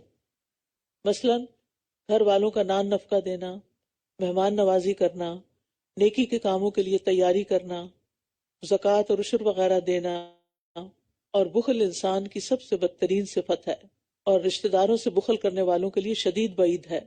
رسول اللہ صلی اللہ علیہ وسلم نے فرمایا، جب کوئی رشتہ دار، بہت غور سے سننے والی بات ہے، جب کوئی رشتہ دار اپنے کسی رشتہ دار کے پاس جا کر کسی ایسی زائد چیز کا سوال کرتا ہے جو اللہ نے اسے عطا کی ہوتی ہے لیکن وہ اس میں بخل کرتا ہے، تو ایسے آدمی کے لیے قیامت کے دن جہنم سے سانپ نکالا جائے گا جو اپنی زبان نکالے ہوئے ہوگا، اور جسے شجاع کہتے ہوں گے اسے ایسے آدمی کا طوق بنا دیا جائے گا۔ یعنی آپ کے پاس ہے، ایکسٹرا ہے، اور ایک آپ کا ضرورت مند رشتہ دار ہے، اس کو ڈیسپریٹلی ضرورت ہے کسی چیز کے لیے، کچھ پیسوں کی یا کچھ چیزوں کی، لیکن آپ اس کو دیتے ہی نہیں، اس کو ٹال مٹول کر دیتے ہیں۔ تو ایسا نہیں کرنا چاہیے، اور آپ کو ڈر یہ ہوتا ہے کہ یہ واپس نہیں کریں گے، بلا شبہ نہ بھی کیا تو ہر روز تو صدقہ لکھا جائے گا، اور ہو سکتا ہے کہ مرنے کے بعد بھی وہ لکھا ہی چلا جاتا رہے، تو اس کی فکر نہ کیا کرے۔ اگر اللہ نے آپ کو وسعت دی ہے معاف کر دیا کرے درگزر، جیسے کل بھی ہم نے سورۃ البقرہ کے اختتام پر پڑھا۔ پھر فرمایا، لقد سمع اللہ قول الذین قالوا ان اللہ فقیر ونحن اغنیاء، یقیناً اللہ نے ان لوگوں کی بات سن لی جنہوں نے کہا کہ اللہ فقیر ہے اور ہم مالدار ہیں۔ ہم ضرور لکھ لیں گے جو انہوں نے کہا، اور انبیاء کا ناحق قتل کرنا بھی، اور ہم کہیں گے کہ چکھو مزہ جلانے والے عذاب کا، یہ عذاب اس وجہ سے ہے جو تمہارے ہاتھوں نے آگے بھیجا، اور بے شک اللہ بندوں پر قطعاً ظلم کرنے والا نہیں۔ وہ جنہوں نے کہا اللہ نے ہم سے عہد لے رکھا ہے کہ ہم کسی رسول پر ایمان نہ لائیں جب تک کہ وہ ہمارے پاس ایسی قربانی نہ لے آئے جسے آگ کھا لے، کہہ دیجئے تمہارے پاس مجھ سے پہلے کئی رسول واضح نشانیاں لا چکے ہیں، اور وہ بھی جو تم کہہ رہے ہو، پھر تم نے کیوں انہیں قتل کر ڈالا اگر تم سچے ہو؟ پھر اگر وہ آپ کو جھٹلائیں تو یقیناً آپ سے پہلے کئی رسول جھٹلائے گئے جو واضح دلائل اور صحیفے اور روشن کتاب لائے تھے۔ کل نفس ذائقۃ الموت وانما توفون اجورکم یوم القیامہ، ہر شخص موت کا ذائقہ چکھنے والا ہے، اور بے شک تم قیامت کے دن اپنے اعمال کے پورے پورے اجر دیے جاؤ گے۔ تو جو کوئی آگ سے دور کر دیا گیا اور جنت میں داخل کر دیا گیا، یقیناً وہ کامیاب ہو گیا، اور دنیا کی زندگی تو محض دھوکے کا سامان ہے۔ یہ آیت بڑی ہی اہم کامیابی کا معیار بتا رہی ہے کہ اصل کامیاب کون ہے؟ جو آگ سے بچا لیا گیا اور جنت میں داخل کر دیا گیا۔ اور جہاں تک دنیا کی زندگی کا تعلق ہے تو یہ تو بس دھوکے کا سامان ہے، لیکن ہم اس دھوکے کے سامان سے کتنی محبت کرتے ہیں۔ خوش نصیب ہے وہ جو یہ کوشش کرتا ہے کہ اس کی زندگی اللہ کی رضا میں گزرے، اور چھوٹی چھوٹی نیکیوں کو بھی کرنے کی کوشش کرتا ہے، کیونکہ معمولی نیکی بھی جنت میں لے جانے کا باعث ہے۔ پھر فرمایا، تم اپنے مالوں اور جانوں میں ضرور آزمائے جاؤ گے، اور تم اپنے سے پہلے کے اہل کتاب اور شرک کرنے والوں سے یقیناً بہت سی اذیت کی باتیں سنو گے، اور اگر تم نے صبر کیا اور تقوی اختیار کیا تو یقیناً یہ بڑی ہمت کے کاموں میں سے ہے۔ پھر کیا سبق دیا جا رہا ہے؟ صبر اور تقوی، لیکن یہ ہے ہمت کے کاموں میں سے۔ تو انسان کو تکلیف کے لیے خود کو تیار کرنا چاہیے، کیونکہ ہر ایک پر آزمائش آنی ہے، اور ایمان والوں پر تو مستقل آزمائشیں آتی ہیں۔ یہ حدیث اگر آپ سن لیں نا تو آپ کے اندر ایک ٹھنڈ پڑ جائے گی۔ نبی صلی اللہ علیہ وسلم نے فرمایا، مومن مرد اور عورت پر جسمانی یا مالی یا اولاد کی طرف سے مستقل پریشانیاں آتی ہیں، یہاں تک کہ جب وہ اللہ سے ملتا ہے تو اس کا ایک گناہ بھی باقی نہیں ہوتا۔ اور کیا چاہیے؟ لیکن ہم پریشانیوں میں گھر کر بالکل ختم ہو جاتے ہیں، اپنی صلاحیتوں سے وہ فائدہ نہیں اٹھاتے جو اٹھانا چاہیے۔ اور آپ کو پتہ ہے سب سے سخت آزمائش کس پہ آتی ہے؟ انبیاء پر، پھر صالحین پر، پھر درجہ بدرجہ عام لوگوں پر۔ تو یاد رکھیے، انسان پر آزمائش اس کے دین کے اعتبار سے آتی ہے۔ دین میں پختگی ہو تو امتحان سخت دیا جاتا ہے۔ جیسے جیسے آپ نے دیکھا ہوگا نا، جو لوگ حالی کوالیفائڈ ہوتے ہیں، اور جب ایک امتحان پاس کر لیتے ہیں تو پھر اگلا، پھر اگلا، پھر اور ہارڈ، پھر اور ہارڈ، پھر ٹاپ پہ پہنچ جاتے ہیں۔ اور اللہ تعالیٰ کسی پر اس کی وسعت سے بڑھ کے بوجھ بھی نہیں ڈالتا۔ اللہ کو پتا ہوتا ہے میرا کون سا بندہ کتنا بوجھ اٹھا سکتا ہے۔ آپ کسی پہ بوجھ لادنے لگیں گے تو آپ نہیں دیکھیں گے کہ اس کی کتنی کیپیسٹی ہے، اللہ بھی دیکھتا ہے کہ کس کی کتنی کیپیسٹی۔ لہٰذا اگر اللہ نے مجھے کسی مشکل میں ڈالا ہے تو اللہ کو پتا ہے کہ میں اس کو اٹھا سکتی ہوں، تو مجھے اللہ پر اعتماد ہونا چاہیے کہ وہ میرے ساتھ ظلم نہیں کر رہا۔ اور جب اللہ نے اہل کتاب سے پختہ عہد لیا کہ تم ضرور اس کتاب کو سب لوگوں کے لیے کھول کر بیان کرو گے اور تم اسے چھپاؤ گے نہیں، پھر بھی انہوں نے اس عہد کو پس پشت ڈال دیا اور اسے تھوڑی قیمت میں بیچ ڈالا، تو کتنا برا ہے جو بدلے میں یہ لے رہے ہیں، یعنی دنیا کا مال۔ تو یاد رکھیے، حق کو چھپانا نہیں چاہیے۔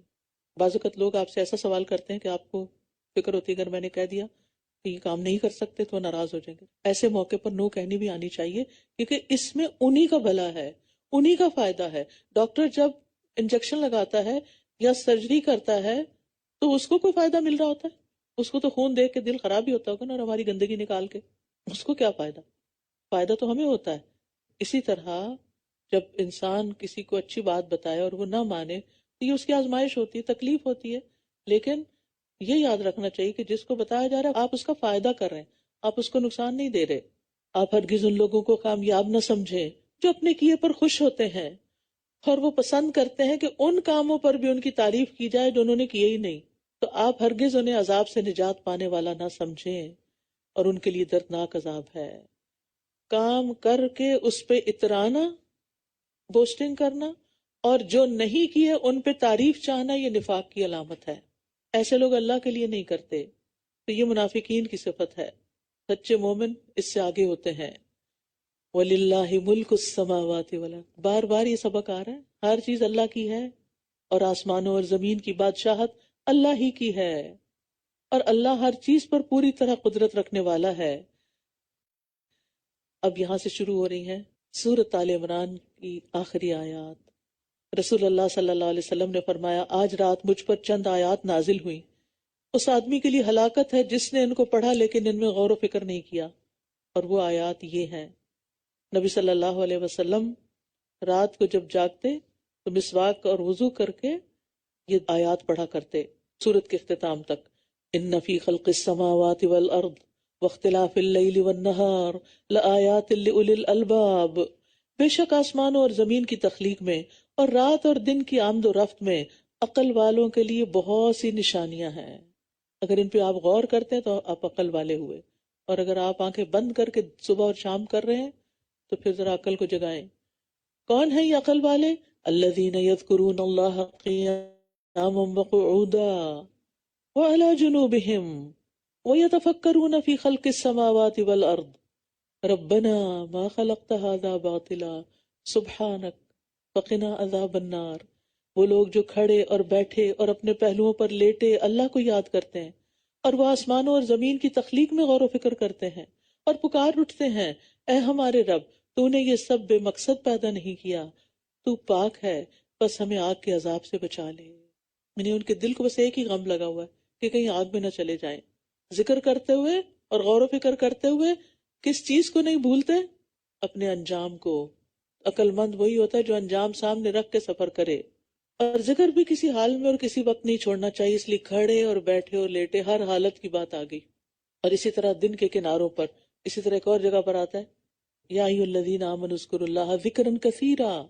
ہمیں بہت زیادہ ذکر کی عادت ڈالنی چاہیے، کیونکہ یہ ہر چیز سے بہتر عمل ہے۔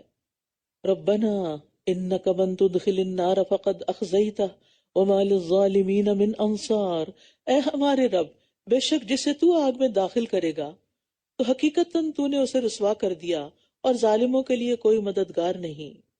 اے ہمارے رب، ہم نے ایک پکارنے والے کو سنا جو ایمان کی طرف پکار رہا تھا کہ تم اپنے رب پر ایمان لے آؤ، تو ہم ایمان لے آئے۔ اے ہمارے رب، ہمارے لیے ہمارے گناہوں کو بخش دے اور ہماری برائیوں کو ہم سے دور کر دے، اور ہمیں نیک لوگوں کے ساتھ فوت کر۔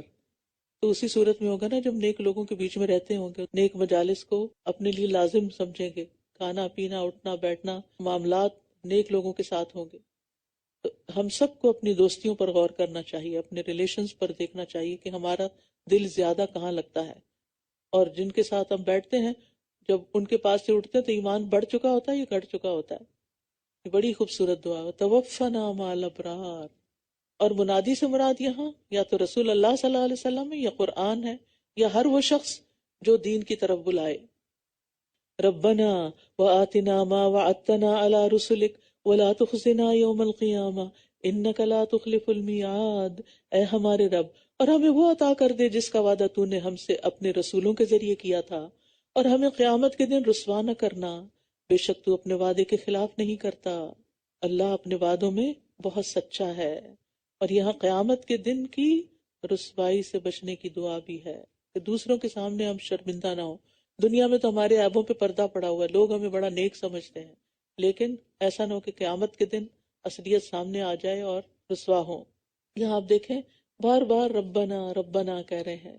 ابو درداء کہتے ہیں اللہ مومنوں پہ رحم فرمائے، وہ مسلسل یہی کہتے رہتے ہیں ربنا ربنا، یہاں تک کہ ان کی دعا قبول ہو جاتی ہے. یعنی بار بار تکرار سے پکارتے ہیں. تو رب کا نام لینے سے دعا قبول ہوتی ہے. فاستجاب لهم ربهم، ان کے رب نے ان کی دعا قبول کر لی کہ میں تم میں سے کسی عمل کرنے والے کے نیک عمل کو ضائع نہیں کروں گا، خواہ مرد ہو یا عورت. یا عورت کا الگ ذکر آیا ہے.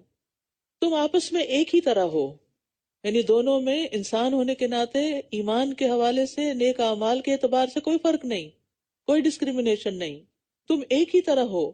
تو وہ لوگ جنہوں نے ہجرت کی، مردوں نے بھی کی تھی اور عورتوں نے بھی، اور جو اپنے گھروں سے نکال دیے گئے، خود ہجرت نہیں کی، لوگوں نے نکال دیا، ظالموں نے نکال دیا، اور میرے راستے میں ستائے گئے کسی بھی طرح، چاہے فزیکلی چاہے مینٹل ٹارچر دیے گئے، اور انہوں نے جنگ کی اور مارے گئے، ان کی جانیں چلی گئیں، میں ضرور ان سے ان کی برائیاں دور کر دوں گا. یہ بڑی بڑی قربانیاں دینے والے لوگ ہیں.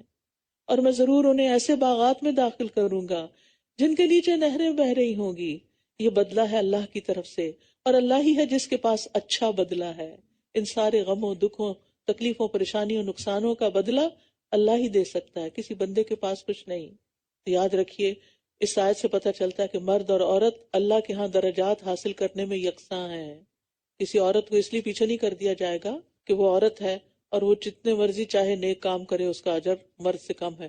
جیسے دنیا میں اب بھی ترقی یافتہ ملکوں میں بعض اوقات عورتوں کی ویجز مردوں کے مقابلے میں کم ہوتی ہیں. اللہ کے ہاں عورتوں کی ویجز کم نہیں ہوگی، بدلہ کم نہیں ہوگا. اور پھر آپ دیکھیں اللہ کی خاطر ہجرت کرنا، یعنی جنہوں نے دین کی خاطر اپنی خوشی سے ہجرت کی، اپنے وطن، مال، منال سب کو خیر باد کہہ کر دارالہجرہ میں پہنچ گئے، اور پھر وہاں بھی ان پر ظلم و ستم ڈھائے گئے ان کے دشمنوں کی طرف سے.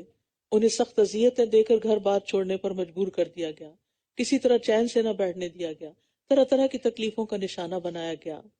لیکن پھر بھی وہ ایمان پر، دین پر، حق پر ثابت قدم رہے، کیونکہ وہ اپنے ایمان میں سچے لوگ تھے. ورنہ ہمیں تو ذرا بھی اللہ کے راستے مشکل پیش آ جائے، میں چھوڑ رہی ہوں کورس، مجھ سے نہیں مینج ہو رہا، پیچھے ہٹ جاتے ہیں. ذرا سی تکلیف آئی، ذرا سی کوئی بات کر دے، ذرا سا کوئی کمنٹ پاس کر دے تو ہم سب کچھ چھوڑنے کو تیار ہو جاتی. کیسا ایمان ہے ہمارا؟ اگر ہم اللہ کی خاطر کر رہے ہیں تو کسی کی باتوں سے کیسے پیچھے ہٹ سکتے ہیں؟ لا یغرنک تقلب الذین کفروا فی البلاد، جن لوگوں نے کفر کیا ان کا شہروں میں چلنا پھرنا آپ کو ہرگز دھوکے میں نہ ڈالے کہ یہ ترقی یافتہ لوگ ہیں، یہ کامیاب لوگ ہیں، کیونکہ یہ کامیابی کا معیار بنایا ہوا لوگوں نے کہ جس کی موومنٹ بہت زیادہ ہو، جس کے پاس مال و متاع بہت زیادہ ہو. لیکن بات یہ ہے کہ یہ سب کچھ ان کے لیے دنیا میں ہی ہے. جب وہ آخرت میں پہنچیں گے تو ان کے پاس ایک نیکی بھی نہیں ہوگی کہ اس کا بدلہ دیا جائے. لہٰذا ایسے لوگوں کی دنیا سے مروب نہ ہوں، امپریس نہ ہوں، کیونکہ یہ ساری رونقیں جلد ختم ہو جائیں گی. اور جب کوئی مرتا ہے تو ساتھ کچھ بھی نہیں لے جاتا. ایسی شان و شوکت سے مروب ہونے کی ضرورت نہیں. متاع قلیل ثم مأواہم جہنم وبئس المہاد، یہ تھوڑا سا فائدہ ہے، چند دن کا فائدہ ہے، پھر ان کا ٹھکانہ جہنم ہے، اور وہ کتنا برا ٹھکانہ ہے. رسول اللہ صلی اللہ علیہ وسلم نے فرمایا اگر اللہ کے ہاں دنیا کی قدر و قیمت مچھر کے پر کے برابر بھی ہوتی تو وہ اس میں سے کسی کافر کو پانی کا ایک گھونٹ بھی نہ پلاتا.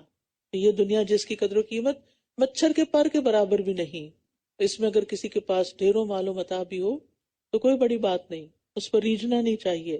لیکن وہ لوگ جنہوں نے اپنے رب کا تقوی اختیار کیا ان کے لیے ایسے باغات ہیں جن کے نیچے نہریں بہتی ہیں، وہ ان میں ہمیشہ رہنے والے ہیں. یہ اللہ کی طرف سے مہمانی ہے، اور نیک لوگوں کے لیے جو کچھ اللہ کے پاس ہے وہ بہت بہتر ہے. اور بے شک اہل کتاب میں سے کچھ ایسے بھی ہیں جو اللہ پر ایمان لاتے ہیں اور اس پر جو تمہاری طرف نازل کیا گیا اور اس پر بھی جو ان کی طرف نازل کیا گیا تھا، اللہ کے لیے عاجزی اختیار کرنے والے ہیں. اللہ کی آیات کو تھوڑی سی قیمت کے عوض بیچ نہیں ڈالتے. ایسے ہی لوگوں کا اجر ان کے رب کے پاس ہے، بے شک اللہ جلد حساب لینے والا ہے. تو اہل کتاب میں سے جو لوگ سچے مسلمان ہوئے، یہ ان کی صفات بیان کی جا رہی ہیں کہ وہ اللہ سے ڈرنے والے ہیں، یعنی ایمان لا کر، اور اللہ کی آیات کے بدلے دنیاوی مفاد حاصل نہیں کرتے. نصارہ میں ایسے لوگ زیادہ تھے، یہود میں کم تھے.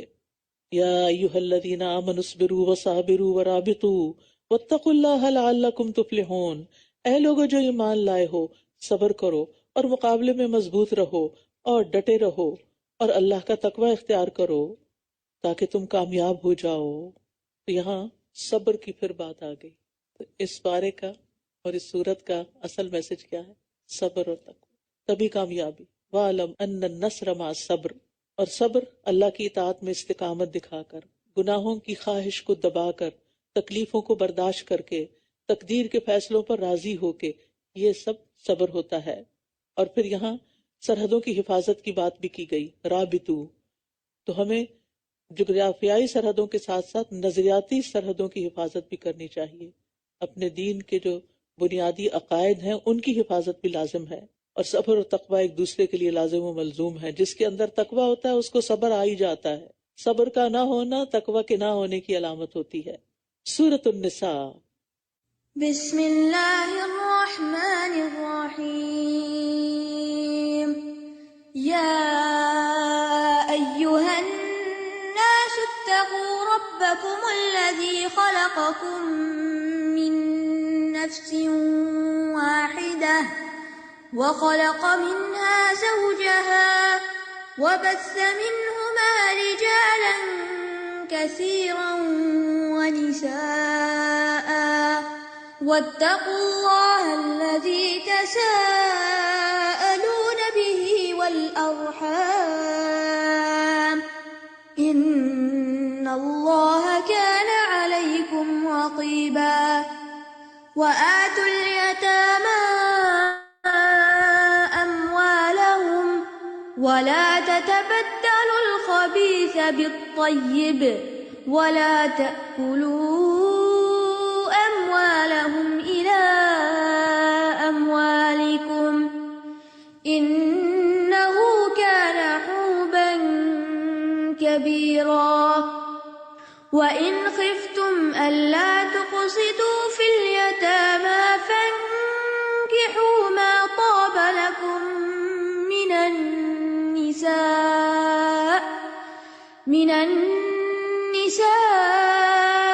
مثنى وثلاث ورباع فإن خفتم ألا تعدلوا فواحدة أو ما ملكت أيمانكم ذلك أدنى ألا تعولوا وآتوا النساء صدقاتهن نحلة فإن طبن لكم عن شيء منه نفسا فكلوه هنيئا مريئا۔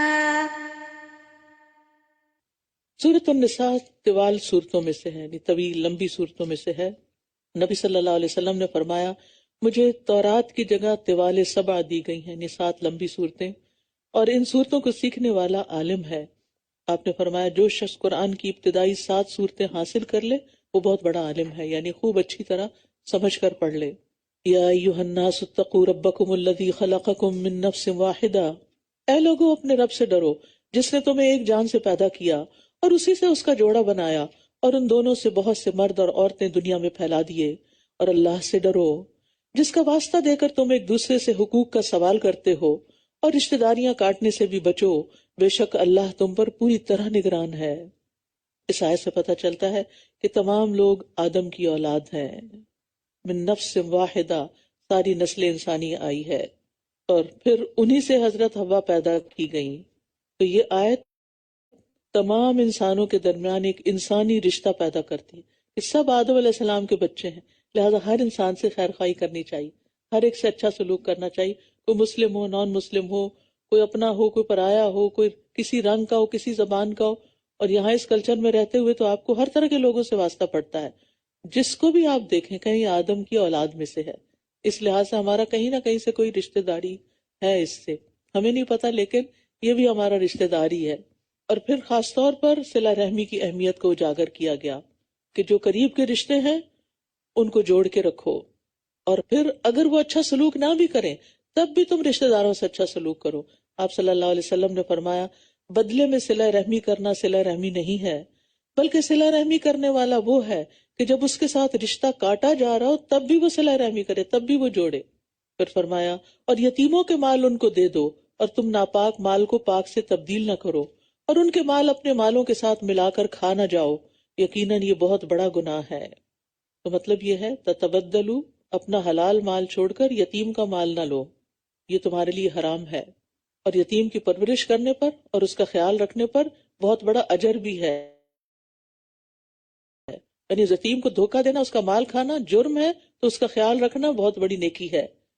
نبی صلی اللہ علیہ وسلم نے فرمایا اپنے یا کسی دوسرے کے یتیم بچے کی پرورش کرنے والا، کسی رشتہ دار کے یا غیر رشتہ دار کے، میں اور وہ جنت میں اس طرح ہوں گے بشرطے کہ وہ اللہ سے ڈرتا ہو۔ امام مالک نے شہادت والی اور درمیانی انگلی سے اشارہ کیا، یعنی دو کو اکٹھا کیا۔ آپ صلی اللہ علیہ وسلم نے فرمایا جس نے کسی اپنے یا دوسرے آدمی کے یتیم بچے کو اپنے ساتھ ملا لیا، یعنی اس کی پرورش کی، تربیت کی، یہاں تک کہ اللہ اسے غنی کر دے، وہ جوان ہو جائے، اپنے پاؤں پہ کھڑا ہو جائے، تو اس کے لیے جنت واجب ہو جاتی۔ اس لیے جن خواتین کے بچے نہیں ہوتے اور وہ بچہ اڈاپٹ کرنا چاہتی ہیں تو وہ کوشش کریں کہ یتیم بچہ لیں، تاکہ یتیم کو پالنے کا اجر و ثواب بھی مل جائے، اس کے بدلے میں جنت۔ کیونکہ ہم عام طور پر بچہ کیوں اڈاپٹ کرنا چاہتے ہیں؟ تاکہ ہمارا سہارا بنے نا، دنیا کا فائدہ سوچتے ہیں، لیکن آپ آخرت کا فائدہ سوچ کر ان بچے کو اڈاپٹ کریں۔ اور یہ ضروری نہیں کہ جن کے بچے نہیں وہی اڈاپٹ کریں، وہ بھی کر سکتے ہیں جن کے بچے ہیں۔ اور اگر تمہیں ڈر ہو کہ تم یتیم لڑکیوں سے انصاف نہ کر سکو گے تو دوسری عورتوں میں سے جو تمہیں پسند آئیں، 2 اور 3 اور 4 سے نکاح کر لو۔ پھر اگر تمہیں ڈر ہو کہ ان کے درمیان عدل نہ کر سکو گے تو ایک ہی بیوی کافی ہے، یا تمہارے دائیں ہاتھ جن کنیزوں کے مالک ہوئے، یہ زیادہ مناسب ہے کہ تم ناانصافی کر کے ایک کی طرف جھک نہ جاؤ۔ دور جاہلیت میں خواتین سے شادی کرنے پر تعداد پہ کوئی پابندی نہیں تھی۔ بعض لوگ جب اسلام لائے تو 10 بیویاں تھیں ان کے پاس، تو نبی صلی اللہ علیہ وسلم نے ان کو باقی کو طلاق دینے کا حکم دیا، اور پھر اقصی حد یعنی آخری حد مقرر کر دی کہ اس سے زیادہ شادی نہیں کر سکتے۔ یہاں پر یہ حکم نہیں دیا جا رہا بلکہ ایک مسئلے کا حل بتایا جا رہا ہے۔ وَآتُوا النِّسَاءَ صَدُقَاتِهِنَّ نِحْلَةً فَإِن طِبْنَ لَكُمْ عَن شَيْءٍ مِّنْهُ نَفْسًا فَكُلُوهُ هَنِيئًا مَرِيئًا، اور عورتوں کو نکاح کے وقت ان کے مہر خوش دلی سے دیا کرو، پھر اگر وہ خود اپنی خوشی سے کوئی چیز تمہارے لیے مہر میں سے چھوڑ دیں تو اسے خوشگواری اور مزے سے کھاؤ۔ یہاں عورت کے حق کے مہر کا واجب ہونا پتہ چل رہا ہے۔ اور دور جاہلیت میں لوگ عورتوں کا مہر خود رکھ لیتے تھے، یعنی والدین خود رکھ لیتے تھے اور انہیں کچھ نہیں دیتے تھے، یا پھر مرد حضرات دیتے ہی نہیں تھے، کہہ دیتے لیکن اس کے بعد ادا نہیں کرتے۔ یہاں یہ بھی رخصت دی گئی ہے کہ عورت اگر خوشی سے معاف کر دے تو پھر مرد لے سکتا ہے، لیکن اگر عورت شوہر کی بد اخلاقی یا برے برتاؤ کی وجہ سے یا بے رخی کی وجہ سے معاف کرے کہ چلو میں اپنا مال معاف کرتی ہوں تاکہ اس کا رویہ مجھ سے اچھا ہو جائے، اور شوہر اس کو خوشی سے قبول کر لے، تو پھر یہ اس آیت کے خلاف ہوگا، کیونکہ عورت خوشی سے نہیں دے رہی، صرف خوشی سے دیا ہوا مال ہی لیا جا سکتا ہے۔ اور اسی طرح اگر کوئی دھوکہ دے کے مہر معاف کروا لے اور پھر طلاق دے دے تو یہ بھی جائز نہیں۔ نبی صلی اللہ علیہ وسلم نے ایک آدمی سے فرمایا نکاح کرو خواہ لوہے کی انگوٹھی دے کر، یعنی زیادہ نہیں بھی دے سکتے تو کچھ نہ کچھ تو دینا ہی ہوگا۔ اور اپنے مال نادان لوگوں کے حوالے مت کرو جن کو اللہ نے تمہارے لیے قیام زندگی کا ذریعہ بنایا ہے، اور انہیں اس میں سے کھلاؤ اور پہناؤ اور ان سے بھلی بات کرو۔ یہاں ناسمجھ لوگوں کی سفہا کی بات کی گئی ہے کہ وہ لوگ جو منی مینجمنٹ نہ جانتے ہوں مال ان کے حوالے نہ کرو، کیونکہ وہ مال کو ضائع کر دیں گے، تو پھر تم ذمہ دار خود ہوگے۔ اور ایسے بندوں کی دعا بھی قبول نہیں ہوتی۔ حدیث میں آتا ہے وہ آدمی جس نے بے وقوف یعنی ایسے ناتجربہ کار شخص کو مال دے دیا، حالانکہ اللہ نے فرمایا وَلَا تُؤْتُوا السُّفَهَاءَ أَمْوَالَكُمْ، اپنے مال بے وقوفوں کے حوالے نہ کرو۔ تو حدیث کی ابتدا میں فرمایا 3 قسم کے آدمی دعا کرتے ہیں لیکن ان کی دعا قبول نہیں ہوتی، تو ایسے لوگوں کی بھی نہیں ہوتی۔ جب ہماری دعائیں قبول نہ ہونا تو ہمیں اپنے اعمال پر نظر ڈالنی چاہیے کہ ہم نے کہاں کہاں غلطیاں کی ہوئی ہیں اور ان کی اصلاح پہ لگ جانا چاہیے۔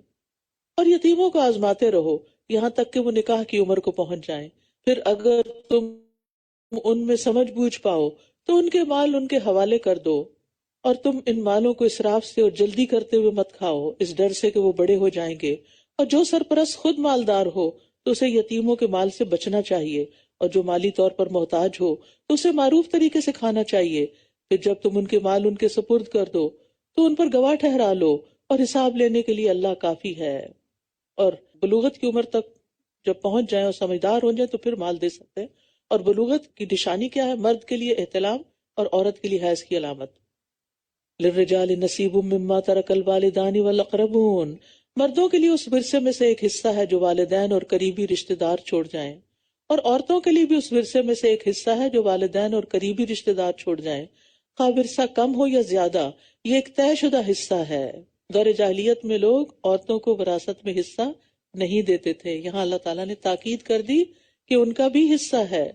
اور وراثت کی تقسیم کے وقت جب غیر وارث رشتہ دار اور یتیم اور مسکین موجود ہوں تو انہیں اس میں سے کچھ نہ کچھ دے دو، اور اگر نہ دے سکو تب بھی ان سے بھلے طریقے سے بات کرو. قولوا لهم قولا معروفا. اور یہ ہر موقع پر انسان یاد رکھے. بعض اوقات انسان کسی کی مدد نہیں کر سکتا لیکن اچھی طرح بات تو کر سکتا ہے نا. اور ان لوگوں کو جو وراثت کی تقسیم میں ناانصافی کریں ڈرنا چاہیے کہ اگر وہ خود اپنے پیچھے ناتواں اولاد چھوڑ جاتے تو انہیں ان کے بارے میں کتنا اندیشہ لاحق ہوتا. لہٰذا انہیں چاہیے کہ وہ اللہ سے ڈریں اور درست بات کریں. ان الذین یأکلون اموال الیتامی ظلما انما یأکلون فی بطونہم نارا وسیصلون سعیرا. بے شک وہ لوگ جو یتیموں کے مال ظلم کرتے ہوئے کھا جاتے ہیں یقیناً وہ اپنے پیٹوں میں آگ بھر رہے ہیں اور ان قریب وہ بھڑکتی ہوئی آگ میں جلیں گے. چاہے یتیم ان کی سرپرستی میں ہو یا وہ کسی یتیم خانے میں کام کرتے ہوئے یتیموں کا مال ہڑپ کر رہے ہیں، کرپشن کا شکار ہیں. تو یتیم کا مال کھانا کبیرہ گناہوں میں سے ہے، اس کا حق مارنا حرام ہے. پھر وراثت کی تقسیم کے بارے میں بتایا گیا تفصیل سے. اللہ تمہیں تمہاری اولاد کے بارے میں وصیت کرتا ہے. بیٹے کے لیے 2 بیٹیوں کے برابر حصہ ہے. پھر اگر میت کی وارث 2 سے زیادہ بیٹیاں ہوں تو ان کے لیے ترکے کا 2/3 ہے. بیٹے کو کیوں زیادہ؟ کیونکہ اس نے نہ نفقہ بھی دینا ہے بیوی کا اور مہر بھی دینا ہے. عورت کو جو ملے گا صرف اس کا اپنا ہے، کسی پہ خرچ نہیں کرنا، اس لیے ایک حصہ بھی بہت ہے اس کے لیے. اور اگر ایک ہی بیٹی وارث ہو تو اس کے لیے ترکے میں سے آدھا ہے. اب یہاں زیادہ مل رہا ہے. اور اگر اس میت کی کوئی اولاد ہو تو اس کے والدین میں سے ہر ایک کو ترکے کا 6 حصہ ملے گا.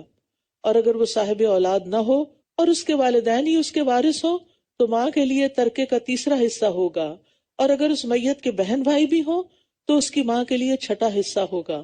یہ تقسیم میت کی وصیت پوری کر لینے کے بعد ہے جس کی وہ وصیت کر گئی، یا قرض کی ادائیگی کے بعد ہوگی.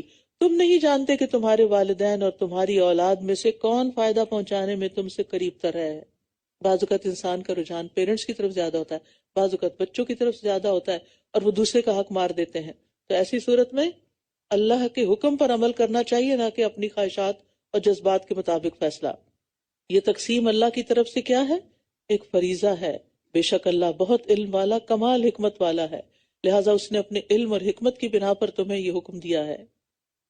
اور اگر تمہاری بیویاں صاحب اولاد نہ ہوں تو ان کے ترکے میں تمہارے لیے آدھا حصہ ہوگا. پھر اگر ان کی اولاد ہو تو تمہارے لیے ان کے ترکے میں سے 4 حصہ ہوگا. وصیت پوری کرنے کے بعد جو وہ کر جائیں یا ادائیگی قرض کے بعد. اور اگر تم صاحب اولاد نہ ہو تو ان بیویوں کے لیے اس میں سے جو تم نے چھوڑا 4 حصہ ہوگا. پھر اگر تمہاری اولاد ہو تو ان کے لیے ترکے میں سے 8واں حصہ ہوگا. وصیت پوری کرنے کے بعد جو تم کر جاؤ یا قرض کی ادائیگی کے بعد. اور اگر کوئی مرد یا عورت جس کا ورثہ لیا جا رہا ہو بے اولاد ہو اور اس کے ماں باپ بھی نہ ہو مگر اس کا ایک بھائی اور ایک بہن ہو تو ان دونوں میں سے ہر ایک کا 6 حصہ ہوگا. پھر اگر وہ اس سے زیادہ ہوں تو وہ سب ترکے کے 1/3 میں شریک ہوں گے. یہ سب تقسیم وصیت پوری کرنے کے بعد جس کی وصیت کی جائے یا قرض کی ادائیگی کے بعد کسی کو نقصان دیے بغیر کی جائے گی. یہ اللہ کی طرف سے ایک وصیت ہے اور اللہ خوب جاننے والا بہت بردبار ہے. وصیت میں تکلیف پہنچانا کبیرہ گناہوں میں سے ہے اور اس کی بہت سی صورتیں ہیں. مثلا کسی وارث کے لیے وصیت کر دینا، 1/3 سے زیادہ مال کی وصیت کر دینا، ضرورت مند وارث کو وراثت دینے سے بچنے کے لیے 1/3 مال کی وصیت کر جانا. تو یہ درست صورتیں نہیں ہیں وصیت کی. وارث اگرچہ غنی ہو لیکن ایسی وصیت درست نہیں کہ ان کا حق مارا جائے. ان کا حق نہیں مارا. ہم یہ سوچتے ہیں فلاں کے پاس تو بہت ہے، اس کو کیا چاہیے، لہٰذا آدھا مال دے دو فلاں کو، وہ غریب ہے. نہیں، آپ اپنی مرضی نہیں کر سکتے. یہ اللہ کا قانون ہے جس کی پابندی کرنی ہوگی ایز اے مسلم. اور یہ بھی یاد رکھے کہ یہاں لکھا ہوا ہے وصیت اور پھر قرض، لیکن عملی طور پر نبی صلی اللہ علیہ وسلم کی سنت سے پتہ چلتا ہے کہ میت جو مال چھوڑ جائے پہلے قرضہ ادا کیا جائے. اگر اس کی زکوٰۃ رہتی ہے وہ دی جائے، اگر اس کا حج رہتا ہے وہ کروایا جائے، اگر اس نے مہر نہیں دیا وہ دیا جائے، اور اگر کسی سے کچھ پیسہ لیا تھا وہ واپس کیا جائے، اس کے بعد باقی مال میں سے وصیت پوری کی جائے، پھر وارثوں کو تقسیم کیا جائے۔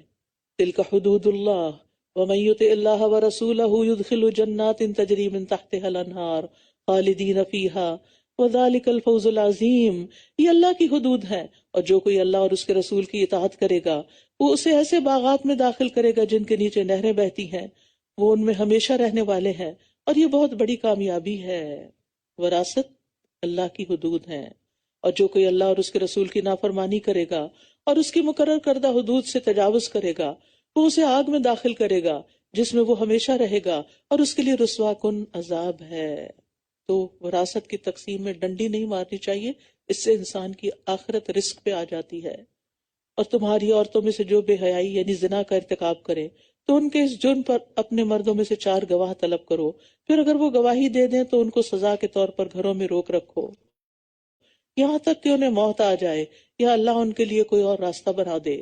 اور تم میں سے وہ 2 مرد جو اس برائی کا ارتکاب کریں تو ان دونوں کو ایذا دو، پھر اگر وہ دونوں توبہ کر لیں اور اصلاح کر لیں تو ان سے اعراض برتو، بے شک اللہ بہت توبہ قبول کرنے والا نہایت رحم کرنے والا ہے۔ زنا جیسے گناہ کے بعد بھی توبہ کا دروازہ کھلا ہے۔ بے شک اللہ کی ذمہ تو ان لوگوں کی توبہ قبول کرنا ہے جو جہالت اور نادانی کی وجہ سے برائی کا ارتکاب کرتے ہیں، لا علمی میں، جذبات سے مغلوب ہو کر، پھر جلد ہی موت سے پہلے توبہ کر لیتے ہیں۔ تو یہی وہ لوگ ہیں جن پر اللہ مہربان ہوتا ہے، اور اللہ بہت علم والا، بہت حکمت والا ہے۔ اللہ سبحانہ وتعالیٰ فرماتے ہیں، مجھے اپنی عزت اور اپنے جلال کی قسم، جب تک وہ مجھ سے معافی مانگتے رہیں گے میں انہیں معاف کرتا رہوں گا۔ لہٰذا بڑے سے بڑا گناہ بھی ہو جائے تو اللہ کی رحمت سے مایوس نہ ہو، اللہ تعالیٰ معاف فرمانے والا ہے۔ اور توبہ قبول نہیں ہوتی ان لوگوں کی جو برے عمل کرتے رہتے ہیں، یہاں تک کہ جب ان میں سے کسی ایک کو موت آتی ہے تو وہ کہتا ہے بے شک میں اب توبہ کرتا ہوں، اور نہ ہی توبہ کی قبولیت ان لوگوں کے لیے ہے جو کفر کی حالت میں مر جاتے ہیں۔ یہی وہ لوگ ہیں جن کے لیے ہم نے دردناک عذاب تیار کر رکھا ہے۔ اے لوگو جو ایمان لائے ہو، تمہارے لیے حلال نہیں کہ تم زبردستی بیوہ عورتوں کے وارث بن بیٹھو، اور نہ ہی انہیں ناپسند ہونے کے باوجود اس لیے روک رکھو کہ تم نے انہیں جو مہر دیا ہے اس کا کچھ حصہ واپس لے لو، مگر یہ کہ وہ کھلی بے حیائی کا ارتکاب کریں، اور ان کے ساتھ بھلے طریقے سے گزر بسر کرو۔ وعاشروہن بالمعروف، پھر اگر تم انہیں ناپسند بھی کرتے ہو تو ہو سکتا ہے کہ ایک چیز تمہیں ناپسند ہو اور اللہ اس میں بہت سی بھلائی ڈال دے۔ یہ ہے عورتوں کے حقوق جو قرآن نے بیان کیے، کیونکہ دور جاہلیت میں عورت کے ساتھ بہت برا سلوک کیا جاتا تھا۔ اور اگر تم ایک بیوی کی جگہ دوسری بیوی بدل کر لانے کا ارادہ کر لو اور تم نے ان میں سے کسی کو ڈھیروں مال بھی دے رکھا ہو تو اس میں سے کچھ بھی واپس مت لو۔ کیا تم بہتان لگا کر اور کھلے گناہ سے اس کو لوگے؟ یعنی حق کے مہر کو الزام لگا کے واپس نہیں لیا جا سکتا۔ اور تم اس مہر کو کس طرح واپس لے سکتے ہو جبکہ تم ایک دوسرے سے صحبت کر چکے ہو اور وہ عورتیں تم سے پختہ عہد لے چکی ہیں؟ اور تم ان عورتوں سے نکاح نہ کرو جن سے تمہارے باپ نکاح کر چکے ہوں، سوائے اس کے جو پہلے گزر چکا، یعنی دور جاہلیت میں جو ہو چکا تو ہو چکا۔ یقیناً یہ ایک بے حیائی کا کام ہے، قابل نفرت بات ہے اور بہت ہی برا راستہ ہے۔ حرمت علیکم امہاتکم وبناتکم واخواتکم وعماتکم وخالاتکم وبنات الاخ وبنات الاخت، تم پر نکاح کے لیے حرام کر دی گئی تمہاری مائیں، تمہاری بیٹیاں اور تمہاری بہنیں اور تمہاری پھپھیاں اور تمہاری خالائیں اور تمہارے بھائیوں کی بیٹیاں یعنی بھتیجیاں اور تمہاری بہنوں کی بیٹیاں یعنی بھانجیاں اور تمہاری وہ مائیں جنہوں نے تمہیں دودھ پلایا ہو، رضائی مائیں، اور تمہاری رضائی بہنیں اور تمہاری بیویوں کی مائیں، ساسیں، اور تمہاری وہ زیر پرورش بیٹیاں جو تمہاری ان بیویوں میں سے ہیں جن سے تم دخول کر چکے ہو، یعنی پچھلے شوہر سے جو آئیں۔ پھر اگر تم نے ان سے دخول نہ کیا ہو، یعنی فزیکل ریلیشن شپ قائم نہیں ہوا، تو تم پر کوئی گناہ نہیں کہ تم ان سے نکاح کر لو۔ اور تمہارے صلبی یعنی حقیقی بیٹوں کی بیویاں، وہ بھی تم پر حرام ہے، اور یہ بھی تم پر حرام ہے کہ تم 2 بہنوں کو بیک وقت اپنے نکاح میں جمع کرو، سوائے اس کے جو پہلے ہو چکا، یعنی دور جاہلیت میں۔ بے شک اللہ بہت بخشنے والا، نہایت رحم کرنے والا ہے۔ تو یہاں 2 بہنوں کو ایک نکاح میں جمع کرنے سے منع کیا ہے، یہ اس لیے کہ اس سے قطع رحمی ہوتی ہے، اس وجہ سے رشتہ داری ٹوٹ جاتی، کیونکہ دو بیویوں کا اکٹھا رہنا بہت مشکل ہوتا ہے، تو پھر اگر بہنیں ہی ایک دوسرے سے رشتہ ناتا کاٹ بیٹھیں تو پھر تو قطع رحمی ہو جائے گی. اسی طرح کسی عورت کی پھپھی پر اس کی بھتیجی کو اکٹھا نہیں کیا جا سکتا، خالہ اور بھانجی کو اکٹھا نہیں کیا جا سکتا. تو بہرحال میاں بیوی کا رشتہ ایک مقدس رشتہ ہے، اور اس رشتے کو خراب کرنے کی ممانعت ہے. رسول اللہ صلی اللہ علیہ وسلم نے فرمایا، جو شخص کسی عورت کو اس کے شوہر کے خلاف بھڑکائے یا غلام کو اس کے آقا کے خلاف بھڑکائے وہ ہم میں سے نہیں. اور جہاں تک ان رشتوں کا تعلق ہے تو یہ سارے ہی محترم رشتے ہیں، محرم رشتے ہیں، ان کا احترام لازم ہے، ان سے نکاح منع ہے. وآخر دعوانا ان الحمد للہ رب العالمین. سبحانک اللہم وبحمدک اشہد ان لا الہ الا انت استغفرک واتوب الیک. السلام علیکم ورحمۃ اللہ وبرکاتہ.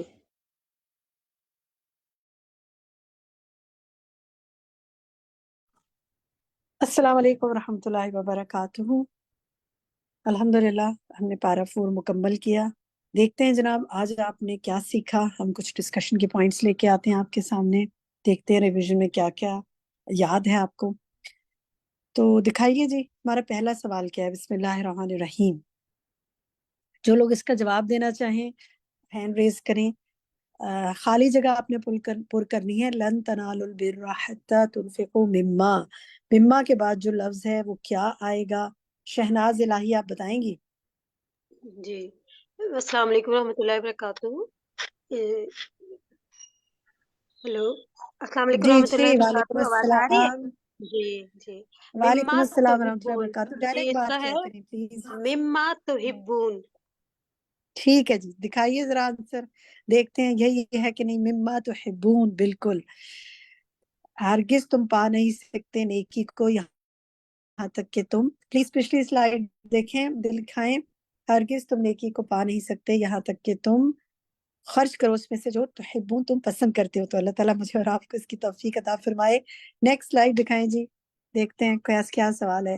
یا ایھا الذین آمنوا اتقوا اللہ حق تقاتہ ولا تموتن الا وانتم.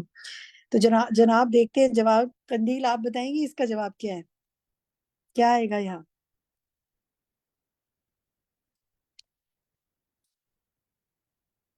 قندیل کا مائک نہیں کھل رہا. سمی خان آپ بتائیں گی. جی کھل گیا میرا مائک. قندیل بتائیے. قندیل کیا آئے جی گا؟ وَأَنْتُمْ وانتم. مُسْلِمُونَ. وَأَنْتُمْ ٹھیک ہے مُسْلِمُونَ. دکھائیں جی آنسر دکھائیں. قندیل اس کا ترجمہ پڑھیے. مائک آف نہ کریں تاکہ وہ کھول سکیں اپنا مائک. قندیل اپنا مائک. اچھا چلیں انس مارو جی آپ اس کا ترجمہ پڑھیے. میں نے کھل گیا مائک.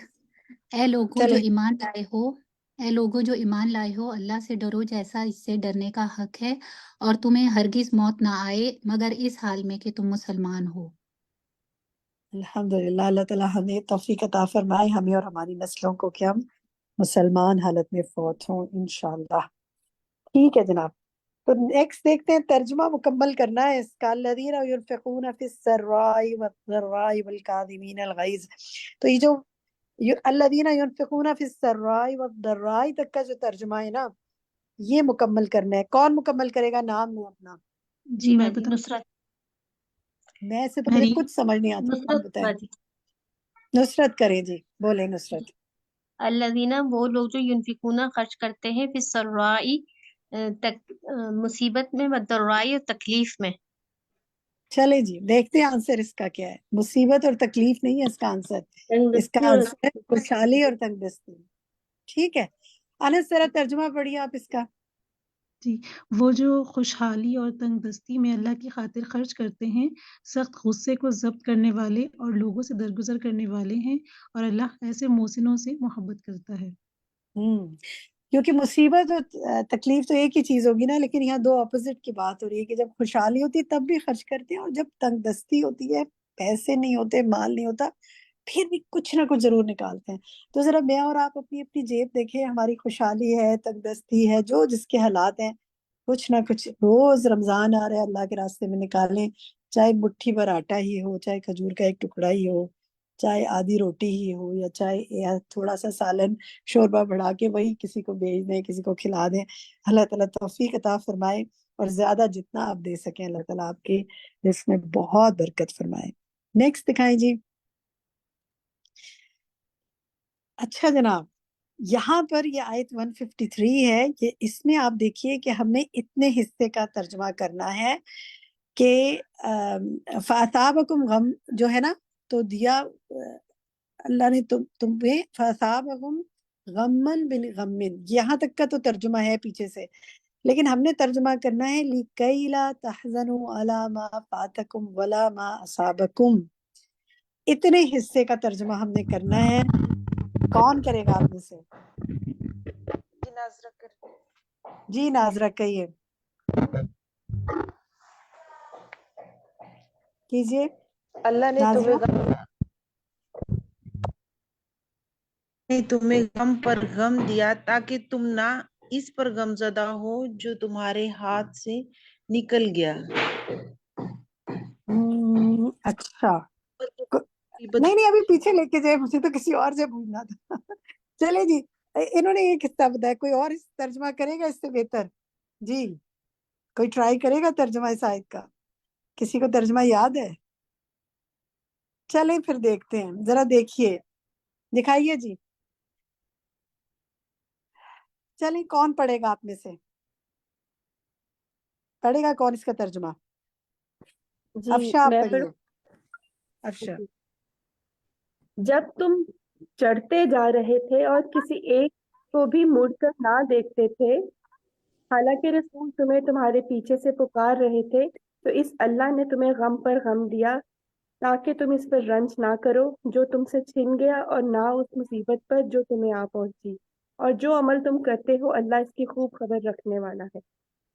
जरा सा आयत का इतना हिस्सा देखें, ताकि अल्लाह ने तुम्हें गम पर गम दिया ताकि तुम गम ना करो, रंज ना करो जो तुमसे छिन गया, और ना उस मुसीबत पर जो तुम्हें आ पहुंची, रंज ना करो। अच्छा जनाब, चले इसी पे डिस्कस करते हैं थोड़ा सा। अफशा ने तो इसको पढ़ लिया, कोई और बताए इस आयत से क्या बात समझ में आई गम के हवाले से? जी शबाना शबाना, आप बताएंगे?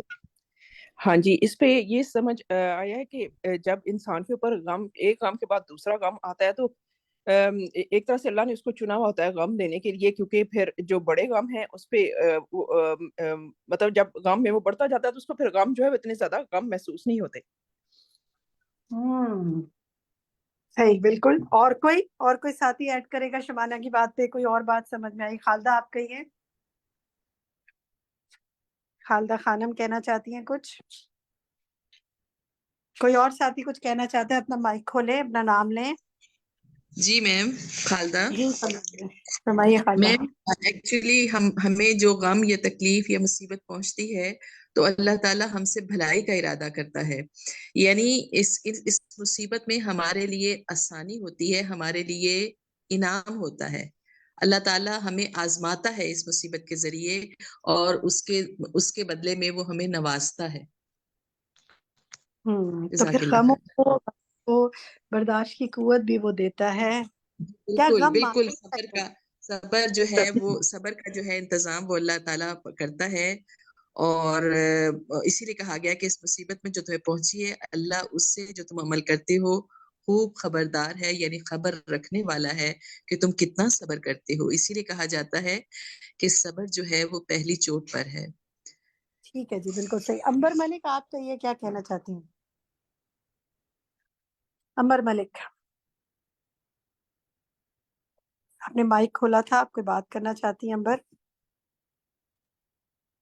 चलिए, कोई और आप में से कोई शेयर करना चाहे कोई बात इसके हवाले से तो जी अपना नाम अभी खुल गया है माइक। हाँ जी, फरमाएं। मैं जी आजमाइशें अल्लाह ताला की तरफ से आती हैं, और सबर करने वालों के साथ अल्लाह है। जिस तरह एक तकलीफ के बाद और गम, एक गम के बाद दूसरा गम आता है, अभी असल में बाकी लोगों ने भी, बाकी जो इस ग्रुप की लड़कियां उन्होंने बता दिया है। और मैं वैसे मेरे ऊपर भी काफी आजमाइश आई, मेरी बेटी भी शहीद हुई थी, और अल्हम्दुलिल्लाह अल्लाह ताला की जिसमें रजा है उसी पे राजी हैं हम, और अल्लाह का शुक्र है कि अल्लाह ताला हमें सब्र और हिम्मत और आफियत अता कर रहा है। दूसरी बात यह है कि गमों से परेशान नहीं होना चाहिए, उस पे साबित कदम रहना चाहिए कि ये जो भी गम से मतलब है कोई तकलीफ किसी को भी आए, और अल्लाह के रास्ते में खर्च करते रहना चाहिए और नेकियों में आगे बढ़ना चाहिए। आज के जो लेसन से मुझे ये सारी बातें समझ आई कि इंसान बहुत सारी बातें, बहुत शुक्रिया। बहुत सारी इन्ना अच्छी, लिल्लाहि व बहुत इन्ना सारी बातें जी। आपकी बेटी को अल्लाह ने अपने पास बुला लिया, अल्लाह ताला बेहतरीन ठिकाना नसीब फरमाए उनको। देखिए जब हमें कोई एक कहीं हल्की सी जलन सी हो रही होती है, कोई तकलीफ सी हो रही होती है ना, तो हमें वो बहुत बड़ी लगती है, लेकिन उससे बड़ी जब तकलीफ आती है तो हमें वो तकलीफ भूल जाती है, हम कहते हैं ये बहुत ज्यादा है। फिर उससे बड़ी आती है तो हम कहते हैं अरे ये तो बहुत बड़ी बीमारी आ गई, ये तो सर का दर्द तो कुछ भी नहीं था। सेम गोज विद गम, गम पे गम, गम पर गम, गम पर जिंदगी में कुछ ना कुछ मसले मसाइल आते रहते हैं। इंसान को गम मांगने नहीं चाहिए, क्योंकि गम तकलीफ देते हैं, गम घुटन देते हैं, लेकिन अगर कोई परेशानी आ जाए, तंगी आ जाए, गम आ जाए, तो फिर अल्लाह पर भरोसा रखना चाहिए, वो दिन पलट ही देगा, इंशाल्लाह वो सब्र दे ही देगा। चले आगे चलते हैं, फिर इंशाल्लाह मैं मजीद आपके रिफ्लेक्शंस लूंगी। ये जो है सूरत आल इमरान की आयत 200 है, आखिरी आयत है, और इसका तर्जुमा जो है वो क्या होगा, आखिरी लफ्ज क्या आएगा, कौन बताएगा आप में से? माइक खोलें जो बताना चाहे कि यहाँ पर क्या लफ्ज है। फरत मसूद आप बताना चाहेंगे? हुमा चले हुमा बताइए। हुमा बताएं। बताइए। या अय्युहल्लज़ीना आमनुस्बिरु वसाबिरु वराबितु वत्तकुल्लाह लअल्लकुम तत्तकून, ताकि अच्छा चले तुम तकवा दिखाइए, अख्तियार करो। देखते हैं तत्तकून है ये क्या लफ्ज है जी। तुफ्लिहून, सही लफ्ज जो है वो तुफ्लिहून है। ठीक है हुमा, आपने अच्छी कोशिश की, लेकिन ये सही। सही लफ्ज तुफ्लिहून है। इसका तर्जुमा कौन पढ़ना चाहेगा? किसी और साथी से पढ़वाते हैं, जो पढ़ना चाहे अपना नाम ले। कौन पढ़ना चाहेगा इसका तर्जुमा? हुमा ने आयत पढ़ दी। मेरा नाम है। मैं ऐ आप लोगों जो पढ़िए। ईमान लाए हो, सब्र करो और मुकाबले में मजबूत रहो और डरते रहो और अल्लाह का तकवा इख्तियार करो ताकि तुम कामयाब हो जाओ। बुशरा आपको क्या समझ में आया इससे?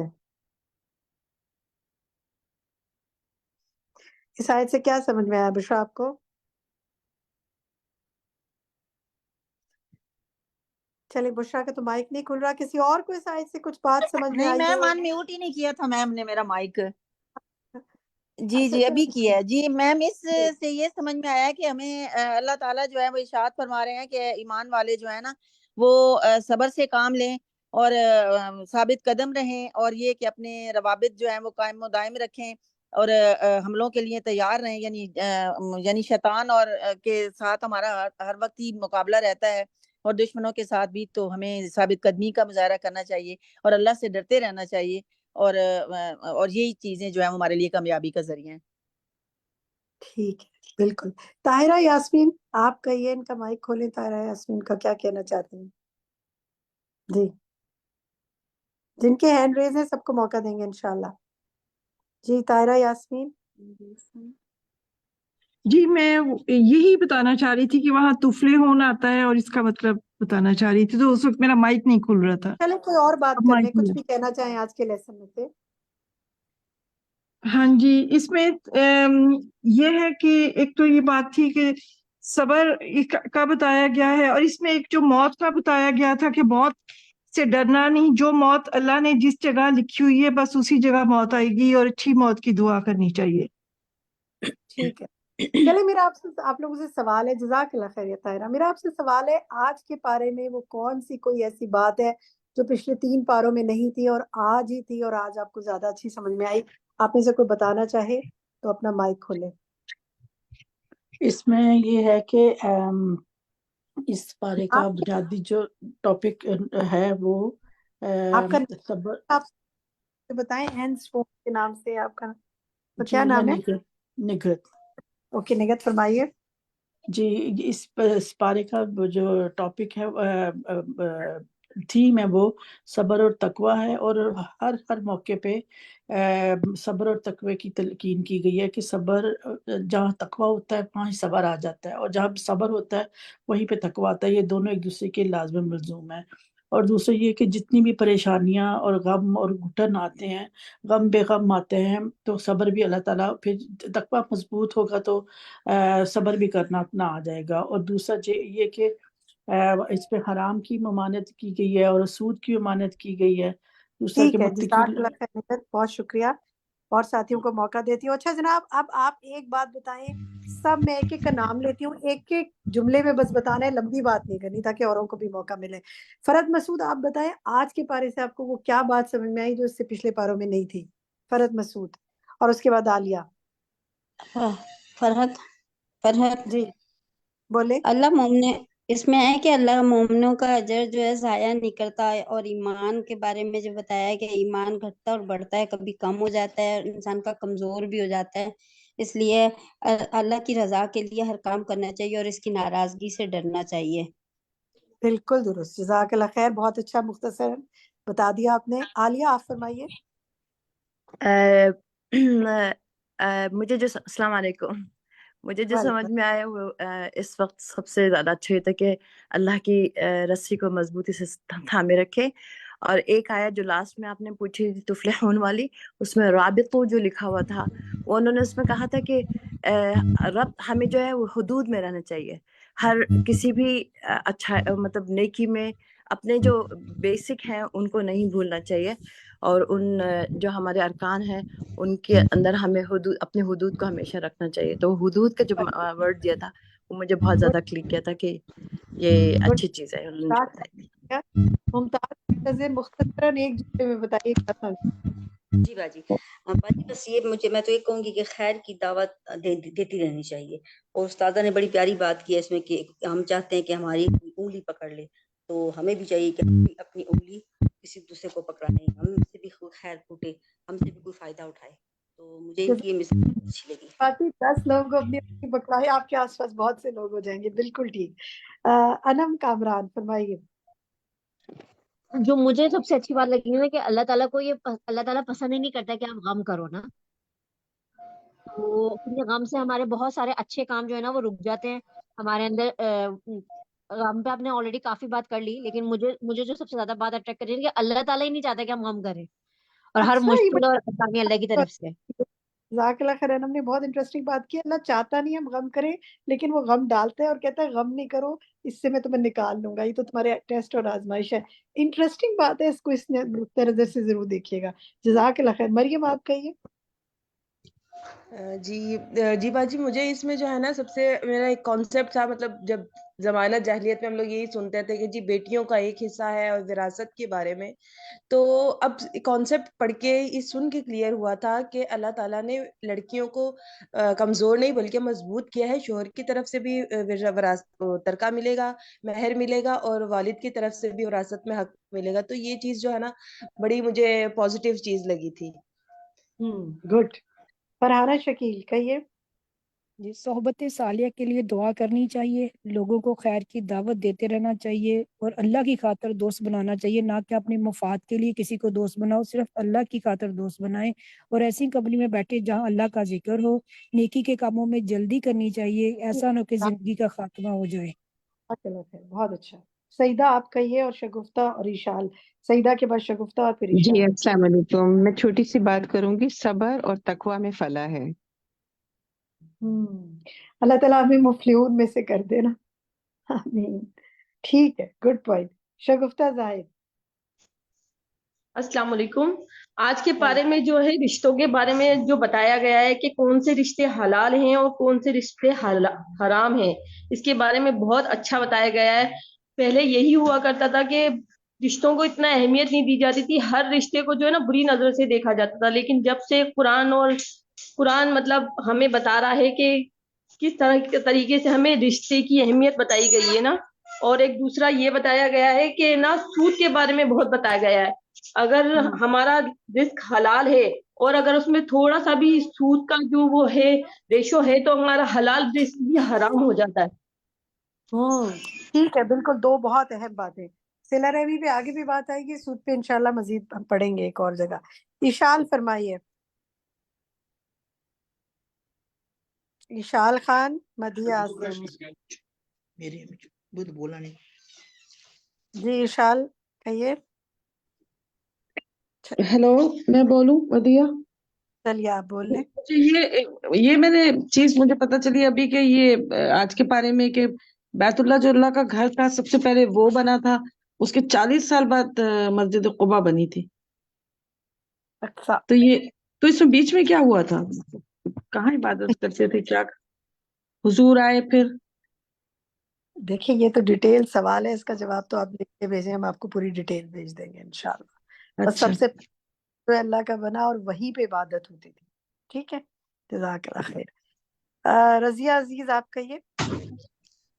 ہاں جی, میں یہ تھا کہ ہمیں اپنے گناہوں پر شرمندہ ہونا ہے اور جنت کا حصول ہمارا ٹارگٹ ہونا چاہیے. اللہ تعالیٰ نصیب کرے ہمیں اور کوشش کرتے رہیں. عاشی خان فرمائیے.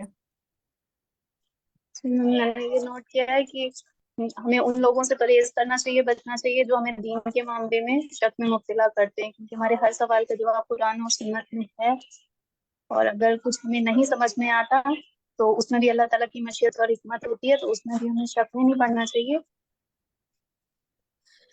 کوشش کرنی چاہیے. آپ کے آس پاس لوگ ہمیشہ موجود رہتے ہیں, کرنا چاہیے اور شک سے خود کو بچانا چاہیے. بہت اہم بات. شہناز محمد. جی, میں یہ کہوں گی کہ اپنی دوستیاں چیک کرنی چاہیے اور دیکھنا چاہیے کہ ہم کس صحبت میں بیٹھے ہیں. اس کے بعد اٹھ کے جو ہے دل کا حال چیک کرنا چاہیے کہ وہ کس طرف ہے, اچھائی کی طرف جا رہا ہے یا برائی کی طرف جا رہا ہے. پھر اکارڈنگلی اپنی کمپنی جو ہے وہ بنانی چاہیے نیک لوگوں کے ساتھ, صالحین کے ساتھ, تاکہ پھر ہم سیدھے راستے پہ چل سکیں اور چلنا آسان ہو. عدیلہ نے بھی ہاتھ کھڑا کیا تھا, ان کا مائک بھی کھولے گا. بشرا یا آپ کہیے.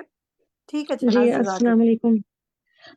مجھے 2 پوائنٹس بہت اسٹرائک کرے کہ ایک تو انہوں نے جو کہا تھا نا کہ ہر انسان کا اپنا ایک اورا ہوتا ہے, کہ ہم most of times we are complaining کہ انوائرمنٹ نہیں ہے یا لوگ نہیں مل رہے ہیں, تو انہوں نے جو بولا کہ آپ اپنے اوپر کام کرنا شروع کر دیجیے, آپ نیک ہوں گے تو آٹومیٹکلی نیک لوگوں سے آپ کا کنیکشن بننے لگے گا. تو اپنی انٹرنل پہ وہ کریں. اور دوسرا وہ جو علامہ اقبال کے بارے میں جو انہوں نے کہا تھا کہ جو انہوں نے کہا تھا کہ I don't know if it's authentic اور ناٹ, بٹ دین جو بات تھی کہ قرآن جن پہ نازل ہوا ان کی کیا کیفیت ہوتی تھی, اور ہم جب قرآن پڑھ رہے ہیں یا قرآن سمجھ رہے ہیں تو ہم لوگ کی کیا کیفیت ہے, جسٹ انٹرنلی بہت اسٹرائک کری.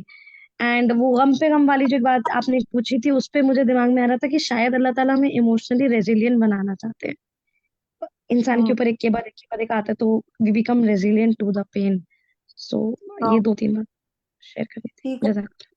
اگر آپ نے کبھی دیکھا ہو جو یہ ویٹ لفٹرز ہوتے ہیں جو ویٹ اٹھاتے ہیں, آپ دیکھیں وہ جب ابتدا میں اٹھاتے ہیں تو بہت چھوٹا ہلکا ویٹ اٹھاتے ہیں, پھر اس پر ویٹ بڑھتا جاتا ہے, بڑھاتے جاتے ہیں, ایک دن بہت ہیوی اٹھا لیتے ہیں. تو ایک گریجولی انسان جب ویٹ اٹھانے کے قابل ہوتا ہے نا تو بڑے سے بڑا ویٹ اٹھا لیتا ہے. تو جب اسے غم سہنے کی عادت ہو جاتی ہے تو وہ غموں سے گھبراتا نہیں ہے, پھر وہ غم کے ساتھ انسان جو ہے نا وہ زندگی میں آگے بڑھ جاتا ہے. بہت سے لوگ ڈپریشن میں کیوں چلے جاتے ہیں کہ وہ یہ توکل بھول جاتے ہیں کہ ایک دن اللہ نے یہ اللہ کی طرف سے اور اللہ ہی کی طرف لوٹ کے جانا ہے. جو اس نے واپس لیا وہ اسی کا دیا ہوا تھا, اور جو وہ اگر چاہے تو اس سے بہتر دے سکتا ہے, ورنہ اگلی دنیا میں تو دے گا ہی. یہ بہت اہم آیات ہیں, ان کو ضرور سمجھیے. دیکھیں بہت سی آیات ایسی ہوں گی جو آپ سمجھ رہے ہوں گے بھی اور بھی سمجھ نہیں آئی, تو یہ مختصر دورہ قرآن ہے. ڈیل پڑھیں گے نا ہمارے ساتھ تدبر القرآن میں, جب ہم انشاءاللہ رمضان کے بعد آگے شروع کریں گے تو اور باتیں سمجھ آتی جائیں گی انشاءاللہ. سروت سلطانہ آپ کہیے. سروت جی سلطانہ. باجی یہ اس کی ہے نا آل عمران کی کنتم خیر امتین, اس کا مجھے یہ آیت مجھے بہت پیاری لگتی ہے. اللہ تعالیٰ نے ہمیں بہترین امت بنایا ہے نا, تو ہمیں امر بالمعروف نہی عن المنکر کرنا ہے, اللہ پر ایمان رکھنا ہے. اہل کتاب کو یہ کام سونپا گیا تو انہوں نے کیا, آج ہمارے اوپر یہ ذمہ داری ہے.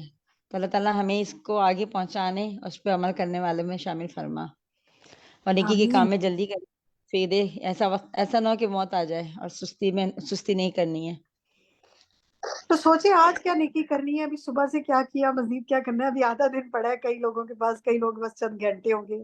اچھا ایک مجھے خیال آیا کہ دیکھیں ہم آپ کے ساتھ گروپ میں شیئر کریں گے. ابھی رمضان کا چاند جو ہے نا وہ کچھ ملکوں میں آج نظر آ جائے گا, کچھ ملکوں میں کل پہلا روزہ ہوگا. تو آج جو ہم آپ کے ساتھ میسج شیئر کریں گے رمضان جو نئے چاند کی دعا کا, اس کو آپ میکسیمم لوگوں تک پہنچائیں تاکہ جن کا روزہ کل پہلا روزہ ہے وہ اس دعا کو چاند دیکھنے کے بعد پڑھیں، اپنے بچوں کو بھی، اپنے رشتہ داروں کو بھی جو دوسرے ممالک میں بھیجیں، اور ہو سکتا ہے پاکستان میں پرسوں ہو تو پہلی نیکی تو یہ کریں کہ لوگوں کو نئے چاند کی دعا بتائے کہ وہ پڑھیں انشاءاللہ۔ عدیلہ عاصم بتائیے۔ الحمدللہ باجی میں نے کر دیا۔ الحمدللہ۔ عدیلہ عدیلہ سلیم جی۔ عدیلہ کے بعد اشال آپ کہیے۔ میرا نام عذرا ہے، پلیز میرا بھی لے لیجئے کمنٹ۔ اچھا ٹھیک ہے، عشاء کے بعد لیتی ہوں عذرا آپ کا۔ جی اشال کہیے۔ میں یہاں سعودی عرب میں بیٹھی ہوں اور میرے پاس انشاءاللہ کل پہلا روزہ بھی ہوگا انشاءاللہ تعالی۔ میں تو بہت دیر سے ہاتھ ریس کر رہی ہوں، آپ میرا پوچھ ہی نہیں رہی ہیں کچھ۔ میں نے پوچھ لیا آپ کا، یہ فرمائیے۔ جی میں سب سے بڑی بات تو جو آیتیں ہی چل رہی ہیں ماشاءاللہ ماشاءاللہ، تو اس میں یہ جو آیت ہے غم کے غم والی 153 والی آیت، اس میں جو غم کی دعا استاذہ نے بتائی تھی وہ الحمدللہ بہت ہی پیاری دعا ہے۔ وہ اللہم انی اعوذ بک من الہم والحزن والعجز والکسل والجبن والبخل والدلع الدین وغلبۃ الرجال، یہ الحمدللہ ہمارے روز کی دعاؤں میں شامل رہتی ہے۔ الحمدللہ اللہ تعالیٰ ہمیں ہر غم سے بچائے۔ اور اس کے بعد جو آخری آیت پہ آپ لوگ سارے ڈسکشن کر رہے تھے تو وہ بھی بہت پیاری آیت ہے، جس میں صبر کی بات کی گئی ہے، یا ایھا الذین آمنوا اصبروا والصابروا والرابطوا واتقوا اللہ لعلکم تفلحون والی بات۔ تو یہ واقعی میں صبر اور جو ہے کرنا یہ بہت بڑا کام ہے، اور صبر اور تقوی جو ہے ایک دوسرے کے لیے لازم ملزوم ہوتے ہیں، اور ہم سب کو بس اتنی بات کہوں گی آپ کی عذرا، کیونکہ میرے اور ساتھی بھی کچھ بات کرنا چاہ رہے ہیں۔ اشال آپ بات کرنا چاہ رہی ہیں اور عدیلہ آپ؟ جی باجی، آج کی جو آیات تھیں ان میں سے عورتوں کے حقوق کے بارے میں ہمیں بہت پتہ چلا، خاص طور پہ مہر کی بات آئی یا وراثت میں جو عورتوں کا حصہ تھا، تو اس پہ بڑا رشک ہوتا ہے مسلمان ہونے پہ کہ اس سے پہلے دور جاہلیت کے اندر جو عورتوں کے ساتھ سلوک ہوتا تھا، اللہ نہ کرے اگر ہم اس حالت میں ہوتے ہیں آج بھی، تو الحمدللہ مسلمان الحمدللہ، لیکن آج بھی بہت سے لوگ ایسے ہیں جو دور جاہلیت میں اور عورتوں کو اور بیٹیوں کو اور بہنوں کو حصہ نہیں دیتے۔ ان کو پڑھانے اور سمجھانے کی ضرورت ہے کہ یہ جاہلیت ہے، اللہ تعالیٰ نے ہمیں قرآن کا نور عطا کیا ہے۔ عدیلہ آپ کچھ کہنا چاہتی ہیں؟ میں یہ کہنا چاہ رہی ہوں کہ اگر ہم پر کوئی غم عدیلہ آتا آپ ہے کی تو آواز مجھے بالکل سمجھ نہیں آ رہی، کہ بہت دور سے آ رہی ہے۔ میں یہ کہنا چاہ رہی تھی اگر کبھی لائف میں ہم سے غم آتا ہے تو ہمیں یہ کوشش کرنی چاہیے کہ وہ ہمیں اللہ سے نزدیک کرے، نہ کہ ہم شکوے کر کے اللہ سے دور ہو جائیں۔ بہت اہم بات، جزاک اللہ خیر۔ ثنا صدیق آخری کمنٹ لوں گی، فرمائیے۔ جی السلام علیکم ورحمۃ اللہ وبرکاتہ۔ باجی اس میں جیسے ابھی آج بھی ہم نے بات کی، خیر امت کی بات ہوئی، ٹھیک ہے، تو بعض اوقات ایسا ہوتا ہے کہ ہم میں سے بہت سارے اسٹوڈنٹس جو ہیں وہ پڑھنا چاہ رہے ہوتے ہیں، لیکن گھر والوں کی طرف سے ان کو اس طرح سے وہ اسپانسر نہیں مل رہا ہوتا۔ تو اگر ہم اس طرح بھی کر سکتے ہیں کہ اگر ہم خود تعلیم حاصل نہیں کر سکتے تو ہم اپنی جگہ پہ اپنے کسی اسٹوڈنٹ کو اس کی تعلیم کا خرچہ اٹھا لیں، اس کے لیے وہ وقت جو ہے وہ اسپیئر کر دیں۔ جیسے بھی آپ نے کورس کی بات کی نا، تو اس سے مجھے خیال آیا کہ ابھی آپ تدبر کی بات کر رہی تھی کہ انشاءاللہ اس رمضان کے بعد آپ اناؤنس کریں گی، تو وہ نبی صلی اللہ علیہ وآلہ وسلم کی حدیث کا مفہوم ہے کہ تمہارے بھائی کو تمہاری وجہ سے رزق دیا جاتا ہے نا۔ وہ ایک شخص نے کہا تھا کہ میں سارا دن کماتا ہوں اور یہ میرا بھائی جو ہے وہ پڑھائی میں لگا رہتا ہے، تو آپ صلی اللہ علیہ وآلہ وسلم نے فرمایا کہ ہو سکتا ہے کہ تمہیں اس کی وجہ سے رزق دیا جاتا ہو۔ تو ہم بعض اوقات نا جو دین کا خاص طور پہ علم حاصل کر رہے ہوتے ہیں، ہم ان اسٹوڈنٹس کو نا بہت لائٹ لے رہے ہوتے ہیں اور ان کی فیس کو بہت بھاری سمجھ رہے ہوتے ہیں۔ تو اگر ہم خود نہیں پڑھ سکتے تو ہم ایسا کسی ایک بھی اسٹوڈنٹ کا جو ہے وہ خرچہ اٹھا کر اس کو اپنے لیے بہترین صدقہ جاریہ بنا سکتے ہیں۔ جزاک اللہ خیرا۔ صدیق جزاک اللہ خیرا کثیرہ۔ طالبات کی اسپانسرشپ میں بھی کر سکتے ہیں اور ٹیچرز کی اسپانسرشپ میں بھی، اسٹاف سیلری میں بھی کر سکتے ہیں، بیکاز دیکھیں ایک ٹیچر کو اپوائنٹ کرنا اور اس کی سیلری دینا، بہت سے لوگ پڑھانا چاہتے ہیں لیکن دنیاوی ضروریات بھی ہوتی ہے نا، تو بہت سے لوگ ایسے ہوتے ہیں جو دنیاوی جابس چھوڑ کر دینی اداروں میں کام کرتے ہیں کہ وہ کم پر راضی ہو جاتے ہیں، لیکن بہرحال انسانی ضروریات تو ساتھ ہیں، تو ان کے لیے بھی بندوبست کرنا انفاق فی سبیل اللہ کی ایک بہت اچھی مد ہے جو ہم نے کل پڑھی۔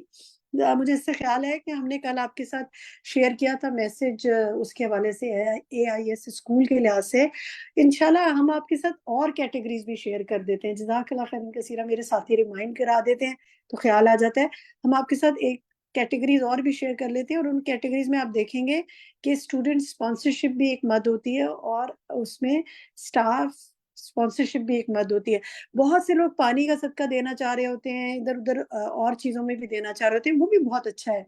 तामुल मिस्कीन भी बहुत अच्छा है, खाना खिलाना भी बहुत अच्छा है, लेकिन उसके साथ साथ रूह की ग़िज़ा का भी बंदोबस्त करना जो है वो भी बहुत अच्छा है।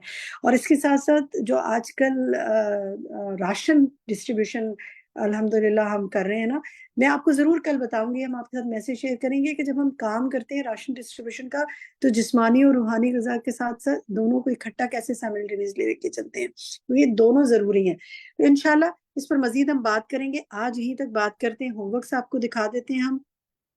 मैसेजेस जो आपके साथ शेयर करें, प्लीज़ मेरी गुजारिश है उन्हें ज़रूर आगे शेयर किया करें, वो स्पेशली आपके साथ आपके लिए बनाए जा रहे होते हैं। आपने जो क्लास में सीखा या जो मैसेजेस शेयर करेंगे उनको आगे शेयर कीजिए। नेक्स्ट दिखाइए जी। जो एक रेगुलर फीचर हमने ये किया है कि पसंदीदा आयत की अरबी और तर्जुमा लिखिए, और इब्तिदा में मैं आपसे आपकी वो पसंदीदा आयत और तर्जुमा पूछ भी रही हूँ। आज कई साथियों ने शेयर किया। नेक्स्ट दिखाइए जी।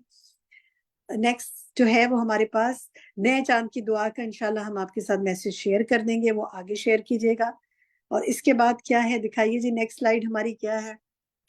एक दुआ है, जो ये दुआ आपने इंशाल्लाह मांगनी है। कल मैं आपसे इब्तिदा में किसी एक से इस दुआ की अरबिक सुनूंगी और तर्जुमा किसी दूसरे से, तो आप इसे अच्छी तरह पढ़िएगा, मांगिएगा। गम और हुज़न पे बहुत बात थी, उससे बचने के लिए और लोगों को भी भेजिएगा। अल्लाह ताला आपका हामी और नासिर हो, आपको हर गम और परेशानी से बचाए।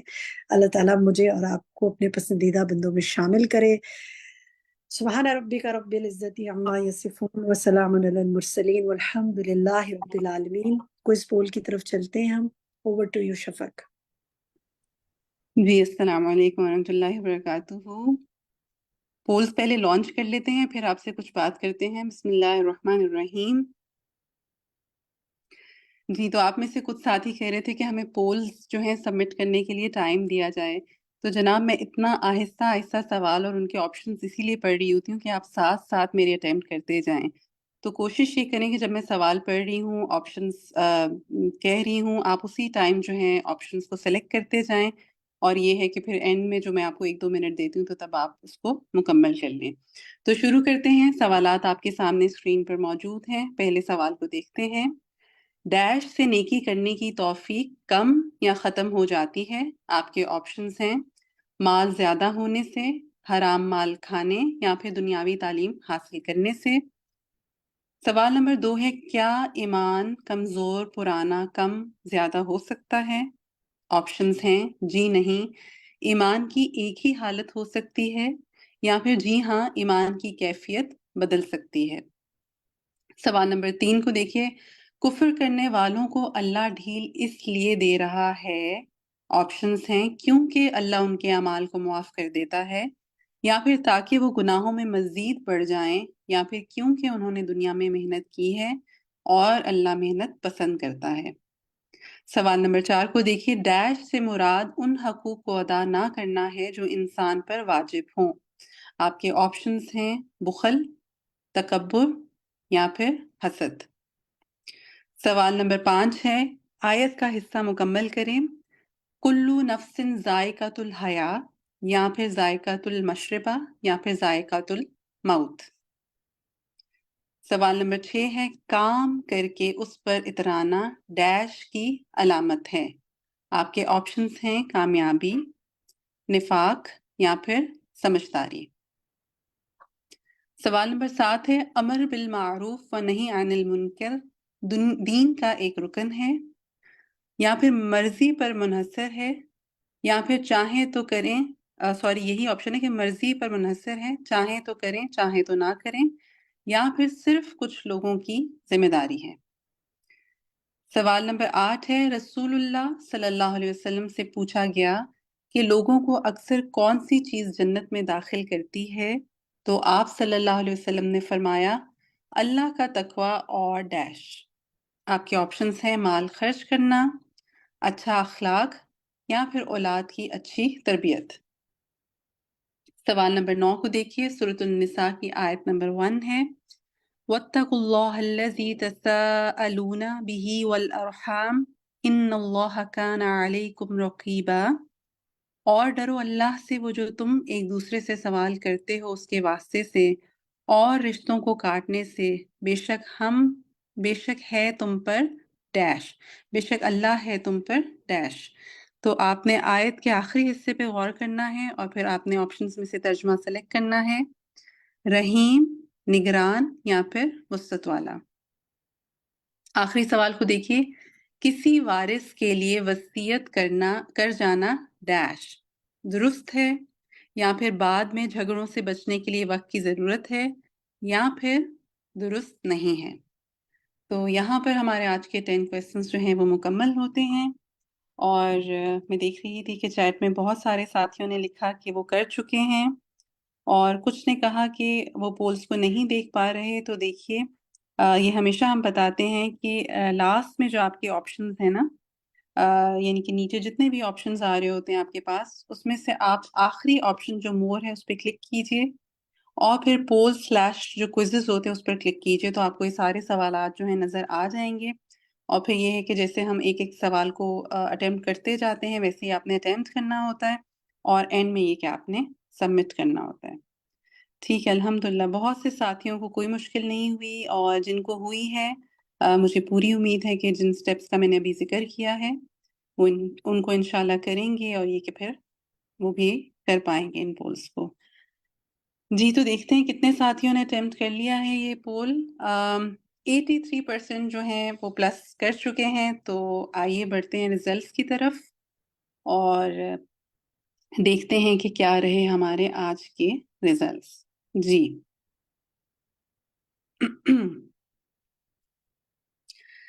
پہلا سوال دیکھیے کہ حرام مال کھانے سے نیکی کرنے کی توفیق کم یا ختم ہو جاتی ہے۔ اس کا درست جواب جو ہے وہ 98% ساتھیوں نے صحیح دیا، الحمدللہ۔ سوال نمبر 2 ہم نے آپ سے پوچھا کہ کیا ایمان کمزور، پرانا، کم زیادہ ہو سکتا ہے؟ تو جی ہاں، ایمان کی کیفیت بدل سکتی ہے۔ اس کا درست جواب جو ہے وہ بھی 98% ساتھیوں نے صحیح دیا۔ سوال نمبر 3 جو ہے اس میں تھا کہ کفر کرنے والوں کو اللہ ڈھیل اس لیے دے رہا ہے تاکہ وہ گناہوں میں مزید بڑھ جائیں۔ اس کا درست جواب جو ہے 82% ساتھیوں نے صحیح دیا۔ تو یہاں پر تھوڑی سی کنفیوژن ہے، تو ذرا اس کو دوبارہ ایک نظر دیکھ لیجئے۔ سوال نمبر 4 میں ہے کہ بخل سے مراد ان حقوق کو ادا نہ کرنا ہے جو انسان پر واجب ہوں۔ تو اس کا جواب الحمدللہ 90% ساتھیوں نے درست دیا۔ سوال نمبر 5 میں آپ کو آیت کا حصہ مکمل کرنا تھا۔ درست جو جواب ہے وہ 98% ساتھیوں نے صحیح دیا۔ اس کو دیکھ لیتے ہیں، کلو نفس ذائقۃ الموت، الحمدللہ۔ سوال نمبر 6 کو دیکھیے، کام کر کے اس پر اترانا نفاق کی علامت ہے، اور اس کا جواب جو ہے وہ 98% ساتھیوں نے صحیح دیا۔